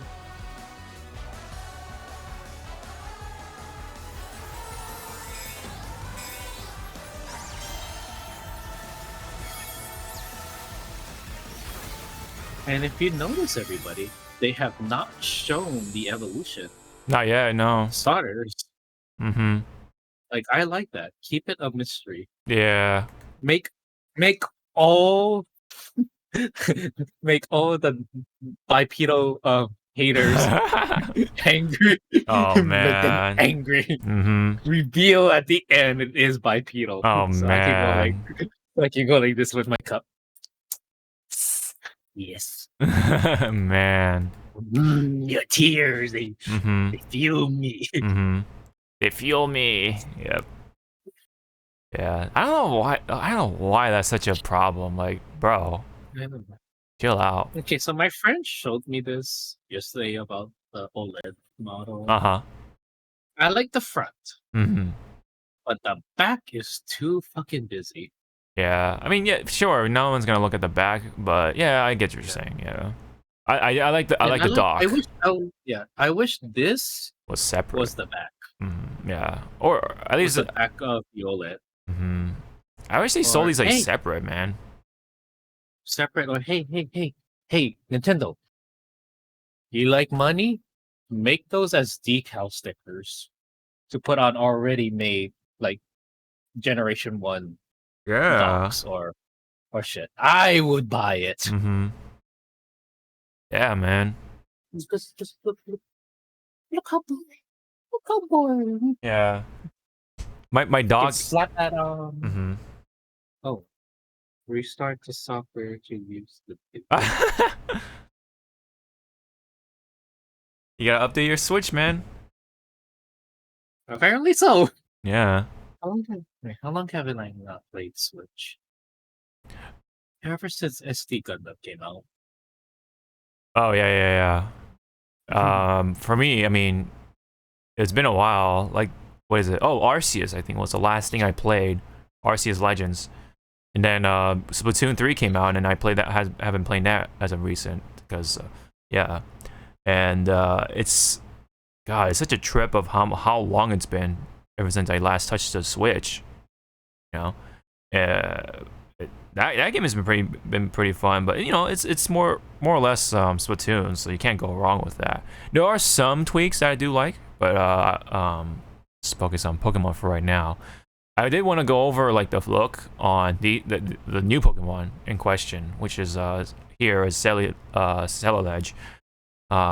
Looks really cool actually. Like look, it looks like somebody from like a Mega Man game, you know, like everyone's been commenting on. It just looks cool. It's a Fire and Ghost combination. And let me see what the ability or move it can learn exclusively. Bitter Blade is a fire type physical move that gathers the lingering regrets of the fallen into Celadledge's swords, allowing it to focus that bitterness into a slashing attack. The swords then absorb life energy from the wounds they made, and the user's HP is restored up to half the damage taken by the target. So that's pretty neat. So it's like a Giga Drain kind of move. So, but what do you think of what do you think of the Pokemon Celadledge and Armarouge? Yeah, Armarouge. I forget which one, because there was a screenshot that the trainer was in front of one of them. And the trainer pretty much did an homage Kamen Rider pose, and I was like, oh, yeah. Someone in Game Freak watches Kamen Rider. You have my approval. It does look like, yeah. It also looks like something from Kamen Rider, especially with this guy too. Either Kamen Rider or more like Super Sentai. So Sentai. Someone is watching Tokusatsu. Yeah, for sure. They might have like subconsciously, you know, when they were creating these Pokemon, were like, oh shit. It's like, oh. Yeah. But it'll be more funny because, you know, like, oh, right now it's like, well, in every Pokemon, when two versions comes out, one has the other. What if in this case, the galaxy-looking one is in Scarlet and the fire one is in Violet? Like, you just switch them. Yeah. It's like, oh yeah, I don't because they're red. This one is red, red, yellow, and black. Oh, you belong in Scarlet. Right. It's like, nope. We're just gonna screw with you. I mean, I still don't mind getting Scarlet because I still do like how this Pokemon looks. I don't know if either of the two are better, you know, whatever stats wise and meta wise or whatever, but we'll see. I think Armarouge has a move that's pretty similar to, what is it, like Overheat or close combat. Let's see, let's check it out. Trying to find the, oh, there we go. So let's see. Armor Cannon. Armor Cannon is a fire type special move in which Armarouge moves both its pauldrons to its hands and puts its arms together to form a cannon, allowing it to shoot its own armor out as blazing projectiles. This is one of the more powerful moves that Armarouge can learn, but it lowers Armarouge's defense and special stats in exchange of for that power. Okay, so it is combat, close combat. So, but in the fire special move form. So that's cool. Photo cannon. Yeah, armor cannon. And this one, yeah, Armarouge is fire and psychic type, so that's kind of cool too, of that itself. One of the only other ones I can think of, like right on top of my head, is Delphox. which is a fire starter. So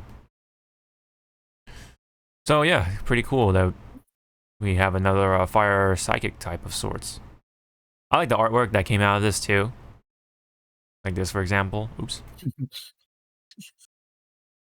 There we go. He's like, I wanna fucking kill. Yeah. That face. Why does the? I'm sorry that after watching that like thorough Dragon Ball Z animation, if you saw it yet, just him being Frieza and saying, "I'm gonna fucking kill you" with his face.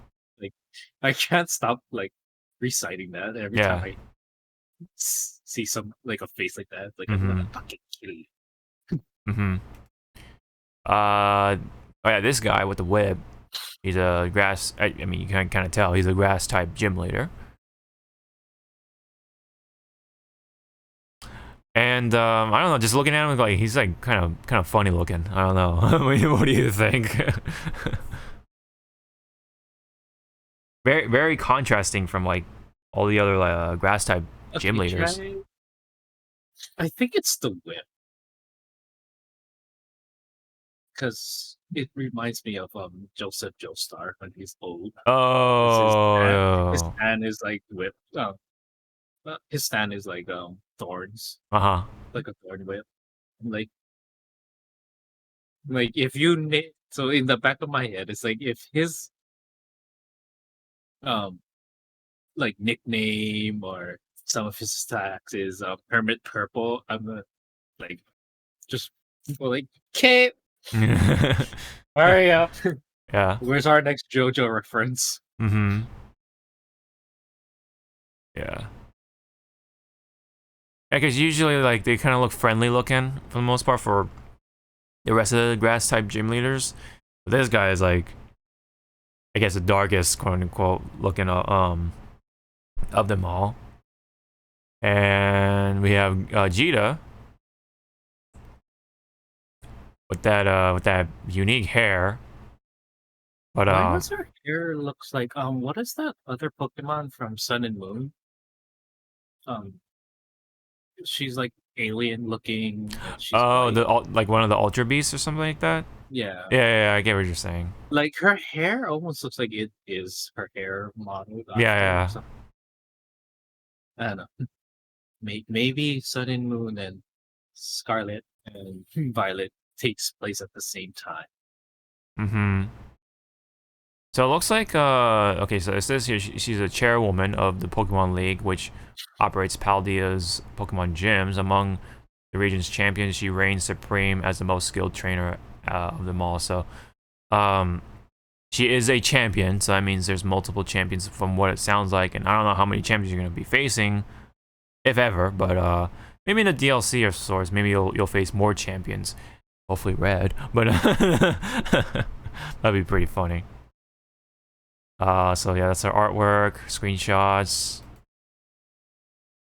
So yeah, looking all right. I like this one. It's pretty cool. Get to see Team Star or whatever, and what's her name, Mela or whatever. Okay, so the thing in the back of the train, yes. Why does it look like an evolution, like the next evolution of a certain ghost type Pokemon? Right. Or it's a brand new Pokemon. It's like it's gonna be Ghost Steel. It has to be Ghost Steel. Yeah. Look at that. It's an engine shaped ghost Pokemon of sorts. The entire vehicle is the new ghost Pokemon. That could be, right. Yeah. No, that could be yeah. That could be true. We don't know yet, so that entire thing could be. Oh, you know what? It'd be really funny is the top, the top part of the reddish magenta whatever, right?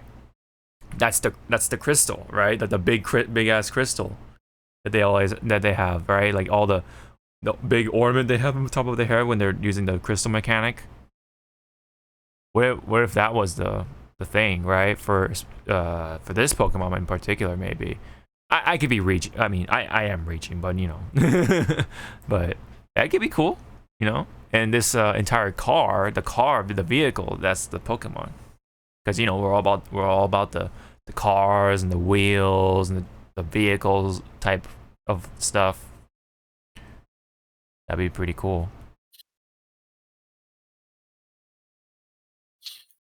Someone says steel and poison.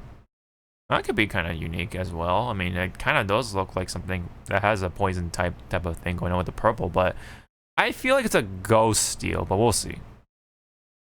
We'll see. Maybe because like fuel, like gasoline is pure poison. I don't know. Maybe that's why. But yeah, that's pretty much it. For the major parts anyway. I think that's all the links I got. Yeah. What's this one?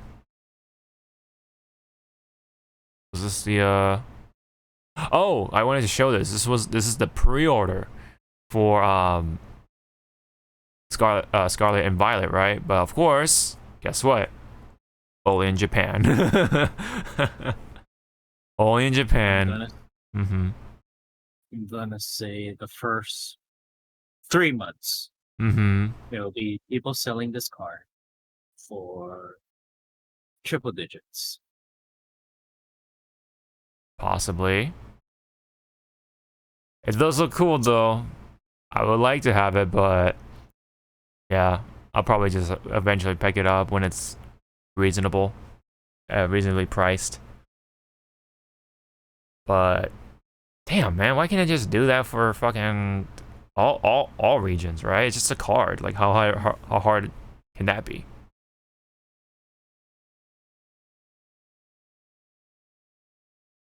I mean, this Twitter account says, I'm sure we'll see this card in English soon, or something like that. I mean, hopefully somewhere else. Maybe probably in just a fucking TCG collection box of sorts for like, what, 20 bucks or something like that? I mean, like, it depends, right? If it's only for the games, then yeah, the value will go up for sure. But like, if it's like commonly print for like boxes and stuff like that, then the value will shoot down instantly. That's, I feel, what's gonna happen. We'll see. All right, we do have this to talk about, the D23, but most of it, D23 games specifically, have been pretty underwhelming, with a few exceptions. So there's this game, the Captain America and Black Panther crossover game of sorts. Don't know what it is. It was just what, cinematic, right? So there's no gameplay, but it is behind, or the person behind it, in terms of directing, is Amy Hennig, and she has directed Uncharted, the Uncharted stuff. So pretty big name, you know, under her belt. So, you know, people are looking forward to it already, and I can definitely see it, but I do want to see what it is first off. You know, looks like, I mean, of course, this is set for or during World War II, I believe. So this is like an older Black Panther. It's not T'Challa, of course. It's probably either his father or grandfather or whatever, you know, previous Black Panthers. And you know, it is interesting to say the least, just from what's been revealed already, with the fact that, hey, it's set in World War II, Captain America and Black Panther together, and it's directed by the Uncharted director, you know. So was there something from D23 that you wanted to show in particular, or you just want to like go for like the shows and all that stuff right now? From the game side, nothing but spectacular. Made me go ooh, but it was like the shows and the upcoming movies. Do you have a link by any means, or no? No. Okay. It's just based on what I saw on Okay. YouTube, and So I'm just gonna list it out. Everyone knows that Mandalorian 3 was coming out. So Right. thank you for that small trailer. Oh, there you go. Secret Invasion, I finally saw the trailer for it. It looks interesting. Oh, okay. I was on the fence for the live action remake of The Little Mermaid, but after just seeing like the teaser trailer, and I know I might be pronouncing her name wrong, Haley, Mm-hmm. the lead actress who's playing Ariel, sang like the chorus line of "Part of Your World." I was like, you know what? I'm gonna give you a chance. Lion King killed it for me. Beauty and the Beast with Emma Watson. I like that. Mm-hmm. You can call me a sellout, whatever, but I do like. I still didn't see Pinocchio, the one with Tim Allen, Mm-hmm. so I cannot say anything about that. Yeah. And There's a lot of shit to go through. the Thunderbolts really scratching my head Hmm. because Bucky is in the roster. Mm-hmm. Sorry, let me go through the. There's like a list of D23 announcements. Sorry about that. Announcements, trailers, blah blah blah. Let's just hopefully find it here. Fuck. There we go. No like posters or anything like that. I want visuals, damn it. Sorry. This is the games? Yeah, this is just the games. Fuck. Biggest Marvel news, Star Wars. D23.com. I guess this is one way to do it. Okay, anyway. Okay. Yeah, see. Yeah. There's the teaser. She looks good. Like I am. Okay. Like I'm not. I ain't mad that they took a spin on this, because that's, to me, that's how a remake should be. It shouldn't be a shot for shot. Change it up a bit. So Ariel, Yeah. being a different nationality, kind of like, you know what? Let's see. Yeah. And again, the way she sang "Part of Your World," she put her own twist to it. It wasn't like the same, like, yeah, it's not like rehashing and yeah. She put her own spin to it. So Okay. it's like, that's, to me, is like how you should do a remake. Pay homage, but put a little twist. You can have the same song, but just change it up a bit, but still keep the spirit of what that song was for a lot of people who grew up with The Little Mermaid. Right. Hi. Grew up with Little Mermaid. Of course. And I'm not joking, 200 plus. Jeez. I might be exaggerating the 200 plus, but Little Mermaid, Beauty and the Beast, and Lion King were like, I'm bored, let me watch something. Melissa McCarthy as Ursula. Is that who I think it is? Hold on, let me just take a quick see. Yeah, okay. I mean, it visually fits, but acting chops wise, I don't know. I can't say. So we'll see. She really gonna have to fill big shoes. Yeah. Because I believe the voice actress for Ursula passed away. Yeah. A while ago. A while ago, yes. But yeah, she has to fill a lot of big shoes for following Pat Carroll's Ursula. Got it. Yeah. Hocus Pocus 2, yes, I'm ready for that. Yep. And then Sure to go down the list. So let's see. Yeah, there's a trailer for it. I am also excited for Enchanted 2, but now it's called Disenchanted. Disenchanted. Okay. Okay. That's a trailer. Okay. Peter Pan and Wendy. Okay. Like, I wanna say that might be like one of the adventures that Wendy and Peter Pan may have had during their first time in Neverland, or if we follow the Robin Williams Pan, because you saw like how like Peter would always visit Wendy like Yes. maybe like every year or so. So could go like that.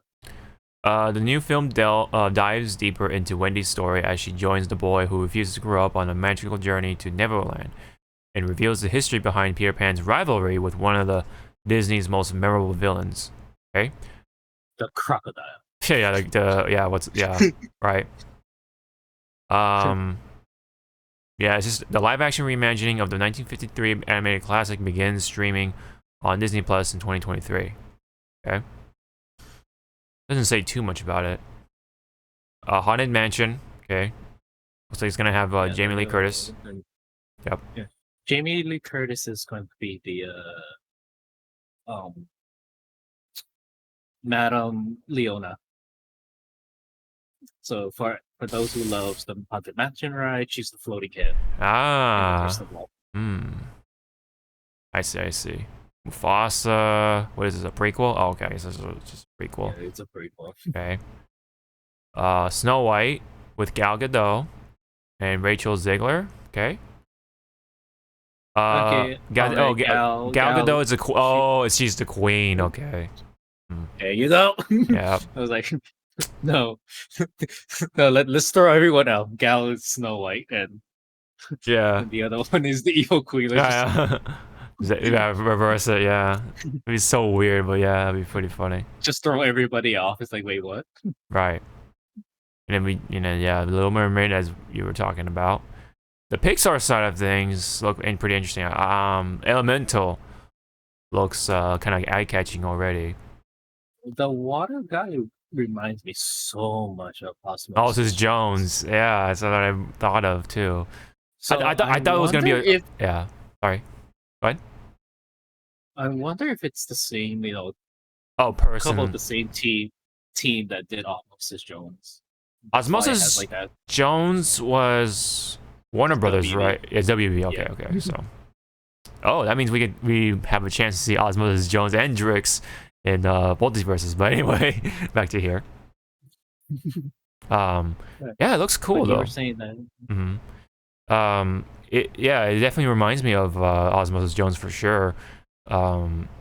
It's let me see, coming out June 16, 2023. And looks like it's only for theaters so far anyway. All in the original film, of course. Yeah, Pixar. Fire, water, land, and air residents live together. Ember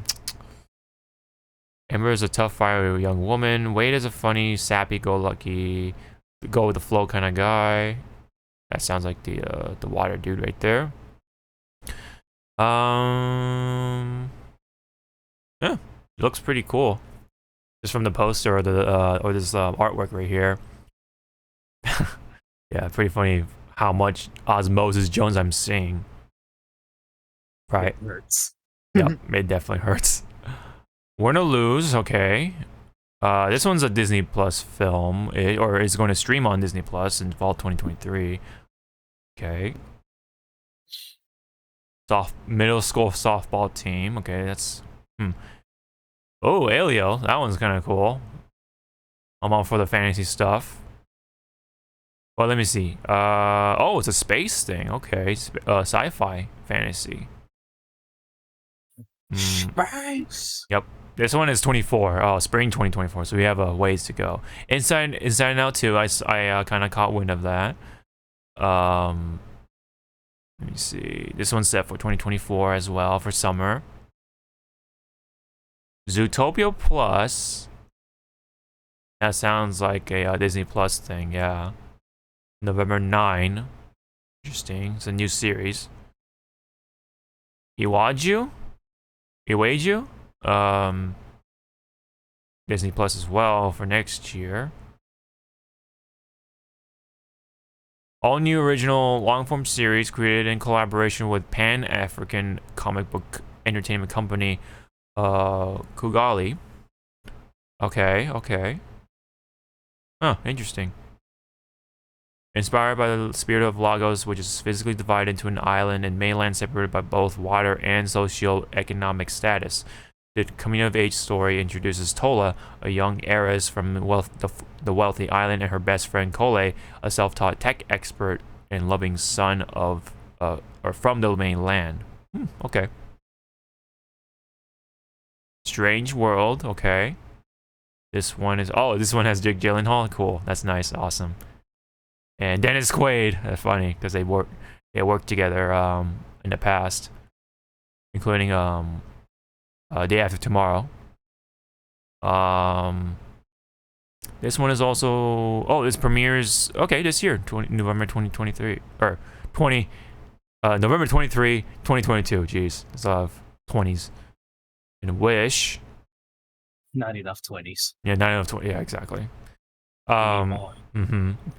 And then Wish, I guess. Is this the new? Yeah, the new Disney animation film set for next year of fall. Is this our new princess? I believe that's our new princess. Kind of just looks like Pocahontas almost. If I'm gonna be honest, just from that angle anyway.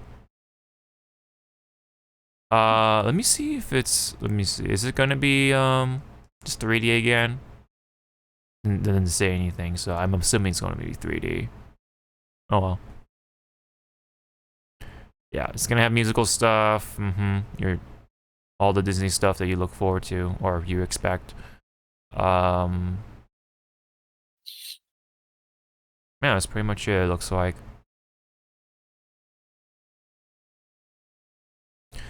Who is? Let me see. Oh, okay. I thought I can find the composer easily, but I guess not. Okay. Anyway. Okay. I think that's all there is to it, or at least for the major ones anyway. And then let's go back to Marvel for a little bit. You're saying about Werewolf by Night. Is that a comic book series of sorts, or do you recognize this? It's probably forget his name. Yeah, it's a comic book series. Okay. Very interesting. So I never heard of this. Yeah. I never heard of this. It's like a very niche like comic book series, but for Marvel to giving light, to these niche comics, because again, like Guardians of the Galaxy was very niche until James Gunn got his hands on it. Yeah. So now, I think to me it's like this is good for Marvel to kind of like show like, hey, our studio is not only just Iron Man, Spider-Man, this and that. We do have other, heroes and villains within our repertoire and stuff. So, Yeah. to which now I'm wondering, because they bring this guy in, are they gonna have a not a collab but a crossover with Moon Knight, because there was a comic with where the werewolf and both of them Moon Knight saw each other. Right. Okay. So I'm like, okay, so they're making their own little mini, not multiverse, but mini like crossovers to lead up to a bigger crossover. Yeah. I like it. Ant-Man, Wasp, Quantumania. That's nothing new, but I guess there's more description about it. I guess. Development hell. Yeah. It is set for. Wait, I'm confused. So, the werewolf one is coming out 2022. Quantumania is still 2023. Okay. kind of confused by that. Hi, kitty. And then we have the Scratching on my door. And then we have the Marvels, because that's coming out July 28, 2023. If I am reading that right.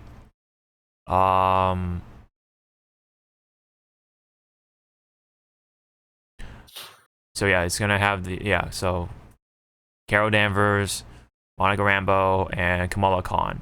Okay, and Ironheart. That's the female Iron Man. Yes. 2023 still. Loki season 2 next year as well. Secret Invasion. Kind of want to watch that trailer, but you know, don't want to get copyrighted or whatever. Armor Wars. Is that a movie? Is that gonna be a movie, or is that gonna be a series? Series. Oh, okay, cool. Don Cheadle. Yeah. Echo. Right. That's Don Cheadle. Captain Planet. Yeah, I know, right? That'd be pretty. I funny. swear they have to make him wear a Captain Planet costume cosplay. in one of the in one of the movies. Just have him walk on screen dressed up as Captain Planet. It has to be yeah. It has to be like a costume party of sorts, like whether it's Halloween or not, and then have Rhodey, right? That's his character's name. Yeah. Rhodey wear the Captain Planet costume. I mean, it can also be like if he's going undercover for during like like a convention center of sorts. Yeah. That'd be pretty funny. Yeah, actually. And then everyone's gonna be doing that Leonardo DiCaprio meme going, hey. Yeah. Right. And then there's Daredevil, right? Coming out for 2024. That's a 18 episodes series. That's quite a bit. Where did the budget go? Right. For our show. And then, Daredevil. Yeah. And Captain America: New World Order. Yes. That's gonna be starring Anthony Mackie, as Sam Wilson again. Thunderbolts. Let's see. The first main Thunderbolt lineup will consist of Ilana Bolava, Red Guardian, Bucky Barnes, Ghost, U.S. Agent, and Taskmaster. Oh, jeez. Is it that Taskmaster, or is it the Taskmaster? Yeah. No, it's Black Widow's Taskmaster. Oh, from what we think. Okay. But Yelena being there is like, okay, she better make some fucking jokes at everybody, including Taskmaster. And then that her dad is also there. I mean, under the command of Valentina Allegra it's the woman. DeFontaine. Yeah. Okay. Oh, is it what's her face? That actress. It's the woman that it's the woman in Falcon and Winter Soldier. Right. To which I'm telling people that's Madam Hydra, and they don't want to believe. Right. It's like Madam Hydra. The signs are there. Might have that crazy conspiracy thing going like, it's like there. Is it Julia Dreyfus or Julianne Dreyfus? I forget. Yeah, but that's the actress.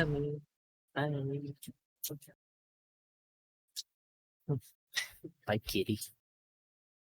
Okay. Yeah, Julia Dreyfus. Yeah, there you go. Julia Louis Dreyfus. Yeah, there you go. That's the actress I was trying to remember on top of my head. Yeah. So, okay. I mean, Thunderbolts sounds pretty interesting, potentially. Yeah, when I first saw the name Ghost, I was like, oh shit, is it Ghost Rider? No, it's just Ghost. Which I don't think we've seen Ghost, right? In any other stuff except here, I guess. Ghost was from Ant-Man 2. Oh, that's right. Okay. His memory fails him. He is Yeah, it's Gandalf. been, dude. It's been a while, man. It's been a while. There's a lot of movies, man. To be fair, I forgot all but one. But it's interesting, right? Like we have Red Guardian, yeah. Bucky Barnes, yeah.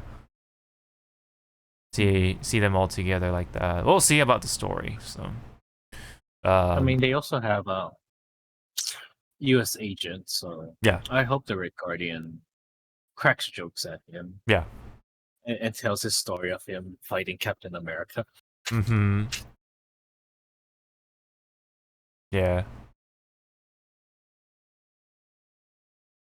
And if we want to be meta, I want someone to yell out to the Red Guardian, like just say Hopper and just see if he turns around. Oh my god. That would be yeah. I would laugh. I'll be like, oh my god. Like, oh god. Stranger Things is canon. Yeah. To Marvel. Wakanda.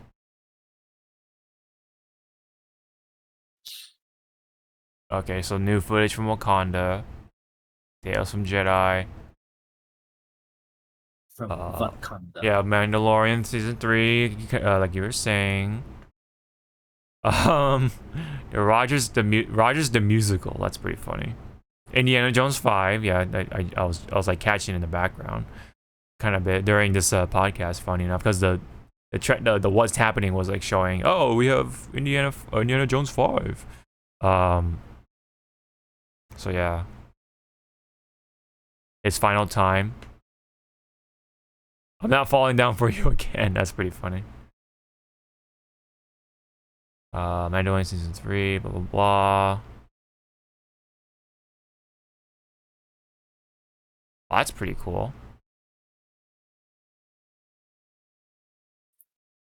See a bunch of Mandalorians.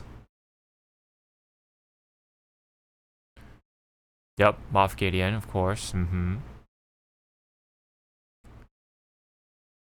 Oh yeah, speaking of Moff Gideon, or the actor for Moff Gideon, wanted to bring this up real quick, since we're already here. Esposito is set to voice somebody in Cyberpunk Edge Runners. A character named Faraday, to be exact. So makes me actually want to like watch both Japanese and English for Cyberpunk, just so I can hear like the English voice acting and stuff like that, just out of curiosity. For this one, in this case, especially with Giancarlo Esposito, that'd be pretty cool to look forward to. Skeleton Crew for Star Wars. Tales of the Jedi. Huh, Willow. That's a Disney Plus thing. Yep. It's a continuation of the original movie. Alright, and then yeah, more Tales of Jedi. Willow. Willow the Fall. Oh, Andor, yeah. That's right. When is this coming out? September 21st. Okay, so that's oh wow, it's a three episode premiere. That's pretty cool. I'll definitely check it out.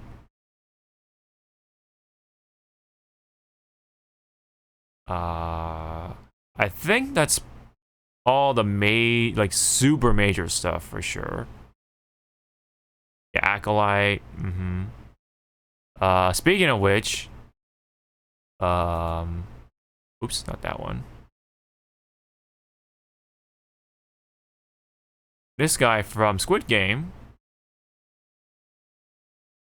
is being casted into Acolyte for Star Wars Acolyte. So Lee Jung-jae from Squid Game as the lead. He is going to be a part of the casting for Acolyte of Star Wars.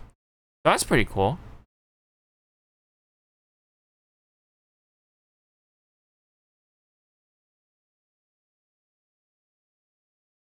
So it's gonna be a pretty interesting, overall pretty interesting, I guess, list of all the D23 announcements, especially from the movie side of things, especially the movie streaming series that side. Unlike the games, unfortunately, but that's what it is. What it is, you know. Any comments overall for this D23? Anything you're like super looking forward to besides like, you know, Little Mermaid and stuff like that?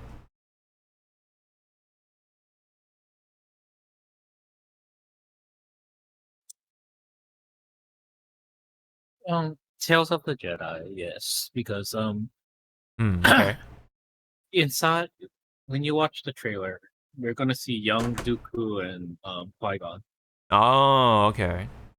So I'm like, ooh, but then I remember like, oh wait, Sir Christopher Lee. But then I go back because it's the same team that brought the Bad Batch and Right. Clone Wars show. So I was like, oh wait, actually no, they got this. Never mind. Yeah. So you have faith in this this one as well. I don't think they showed anything of the Ahsoka show yet. Oh, right. I think there was a Like, brief mention of sorts. I like saw something. Like, yeah, like here. they didn't show like a trailer or anything. They Yeah. just said, "Here it is." Right, like a screenshot or something, I'm guessing. Yeah. It's like, oh, that's, it's like, oh, that's nice, but Uh-huh. can we have more? Yeah, right here, like, yeah.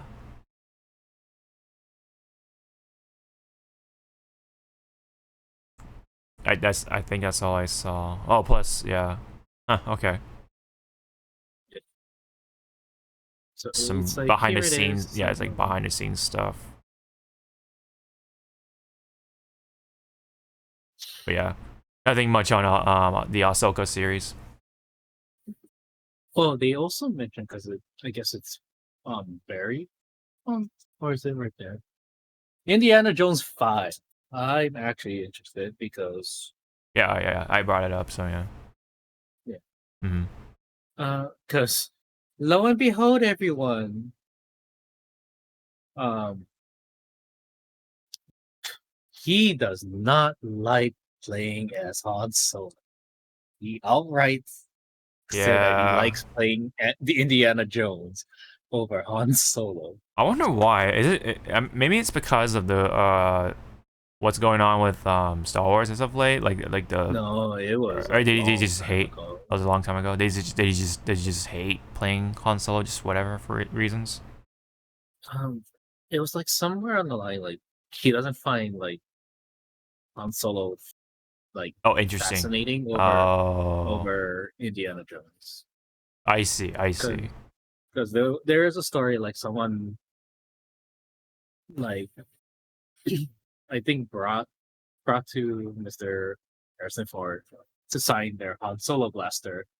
So he signed it and he just chucked it back at the person. But then another person brought like the whip or Indiana something? Jones Like hat? Like I think it was the hat. And he was like, "This is a good hat. You should wear it." Like you could see like the different dynamics. Like, yeah. Damn, you really hate that character, do you?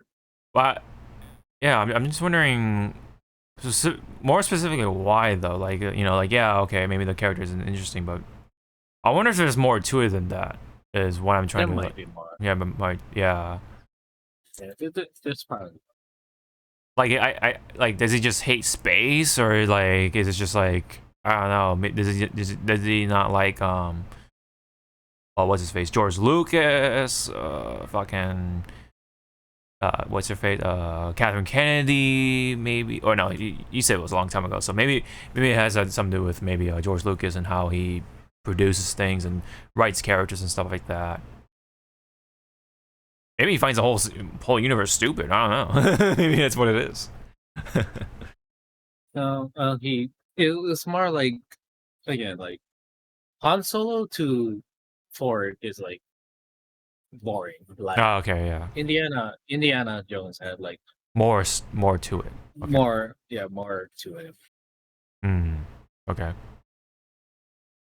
I see. But I mean, you know, that's a shame, but it is what it is. So, you know, all right. yeah, like Harrison Ford doesn't hate Star Wars. He just doesn't like. He doesn't like playing playing. Yeah, he prefers to play Indiana Jones over Han Solo. Okay. Which I respect. Yeah. Like, Yeah. I that's get it. why when Return of the Jedi came out, here you guys go. Here's a little like not behind the scenes, but this is kind of like almost like movie knowledge. Harrison wanted Han Solo to die during Return of the Jedi Uh-huh. because he wanted like Wait, Return of the Jedi or Return of the Jedi. Oh, okay. Like Episode 6. Okay. Episode 6, he wanted Han Solo to die after he got revived from the carbonite, but he really wanted Han Solo to die. So Oh, okay. lo and behold, Lucas said no, so Han Solo lived. Uh-huh. Until we got to Episode 7, to where And The Force Awakens. Mm-hmm. to where, oh my God, spoilers! He falls down into a pit. He fall down. I think Getting stabbed. you know what's funny? Yeah, it falls in pit. Yeah. What's funny? Like when we or me and my friend went to go see and his little nephew went to go see Force Awakens. Apparently, like I wasn't listening. Like I was like kind of tuned out like a little bit. I was kind of like like I don't know, maybe I was like daydreaming or something. But there was a group that was coming out of the theater, right? And we were like right at the entrance, like in the line or something, right? And there was this group of kids, and of course one of them had to be a douchebag, and apparently spoiled it for like the people in the line, saying like oh my God, Han Solo died or something like that along those lines. And my friend unfortunately heard that along with his nephew, or at least he did. And so unfortunately his experience got ruined along with everyone else who heard it. But I luckily was like tuned out for that moment, and I was like, wait, what the fuck would he say? It's like, oh well, you definitely don't want to know. I'm like, oh, okay. It's funny that you brought it up, and I don't know, it reminded me of that situation. Don't spoil it for people in the line. Like, come on. That's all I'm gonna say. But anyway, yeah, Han Solo. He is a cool character. I'll give it that. But it's like, yeah, it is a shame that Harrison Ford doesn't like playing Han Solo. I would love to see more Han Solo, but again, it is what it is. Hey man, if you wanted the character to die, then that's that. Yep. Yeah. But hey, at least we get to see him one last time for Indiana Jones. I'll give it that. I have yet to watch the Crystal Skull or whatever, so I think that's the only one I've. No. No, okay. Don't watch it. Okay. I mean, I know the whole thing about the alien thing, the alien skull, and then the fridge scene and that stuff. But like, I don't know. I mean, there are some like, if you like callbacks and seeing like other past characters, coming back into the movie, okay, watch it. But there's a certain point in the movie, that you're gonna be like, I should stop. Yeah. Like, I should not open this door. I should stop. You know what? Fuck it. Okay. Yeah. Yeah. Oh, well, I mean, that's all for the major announcement for D23. I think that's a pretty good spot to stop at this point. So, when is Indiana Jones coming out? That's the only thing I want to know. Let's see. I think it's somewhere in here, in this page. Blah, blah, blah, blah, blah. The only thing I'm, like, the one that sticks out to me when it comes to Disney is definitely Elemental. Like, I kind of like the art style. I'm a sucker for this type of stuff. More cartoony, that, kind of something that's a little out there, you know what I'm saying? Other than that, I guess it's not in here. That's weird. Huh. I just want to know like when. Oh, is it Pixar? Is that why? I don't know. Anyway. She's from the other studio. Indiana Jones 5. Okay, it's 23. Okay. June 30th, 2023. Okay. Cool. That's all I want to know. Anything else you wanted to kind of sprinkle in before we sign out? You want to taste this Luffy drink from Starbucks? What? What? My friend said, like, "Hey, look, you want to eat? You want to try this drink from Starbucks? What's in it?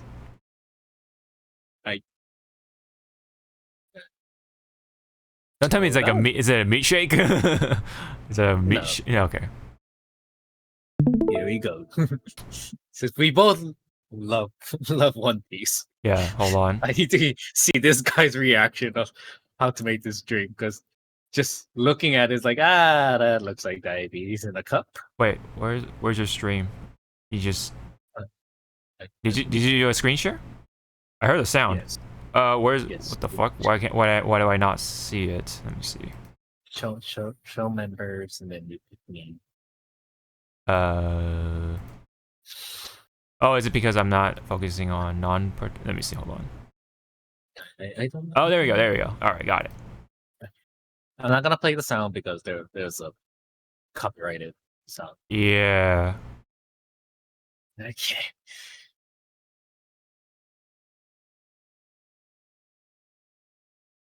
Lemonade. What was the first one? Sorry, I missed the first one. Raspberry. It was Like orange or something? Passion fruit? Okay, yeah, okay.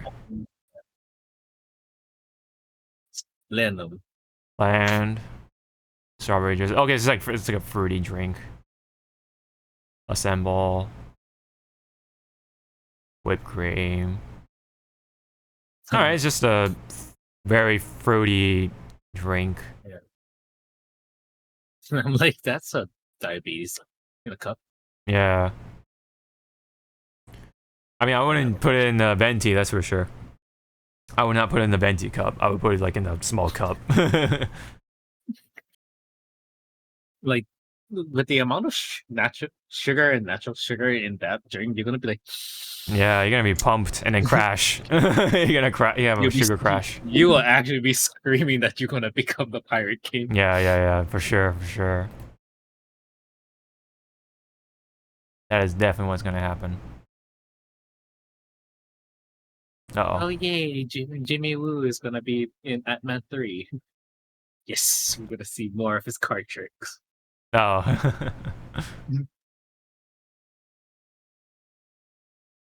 Uh-oh. I don't know why you're oh, I know why.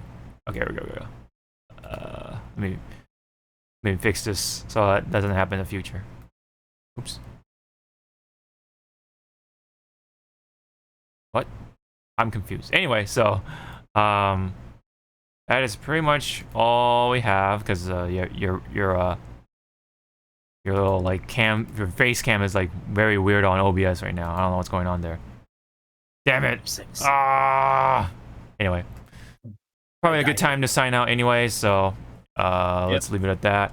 Thank you very much to all who tuned in to listen, and hopefully well, let's see. Are we going to be recording on a Thursday again, or is it? Are we still looking at a weekend recording session? Oh shit! I didn't know that was him. Who's him? Because I guess with the reveal of Indiana Jones 5, So it's gonna have Harrison Ford, but it's also gonna have the actor who played Short Round. I didn't know that was him that was hugging him. Oh. Okay. Oh shit! Please tell me Short Round is gonna be in 5. Huh.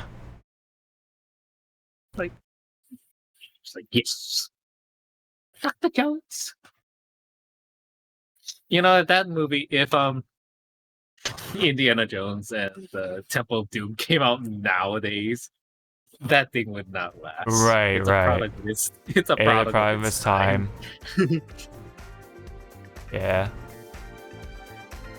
Like I can see a lot of people just like hit going to like 360. Yeah. Yeah. Going crazy for sure. All right. Leave it on that happy note then. Thank you all. Take care and have a good one. We'll see you in the next one. Bye bye.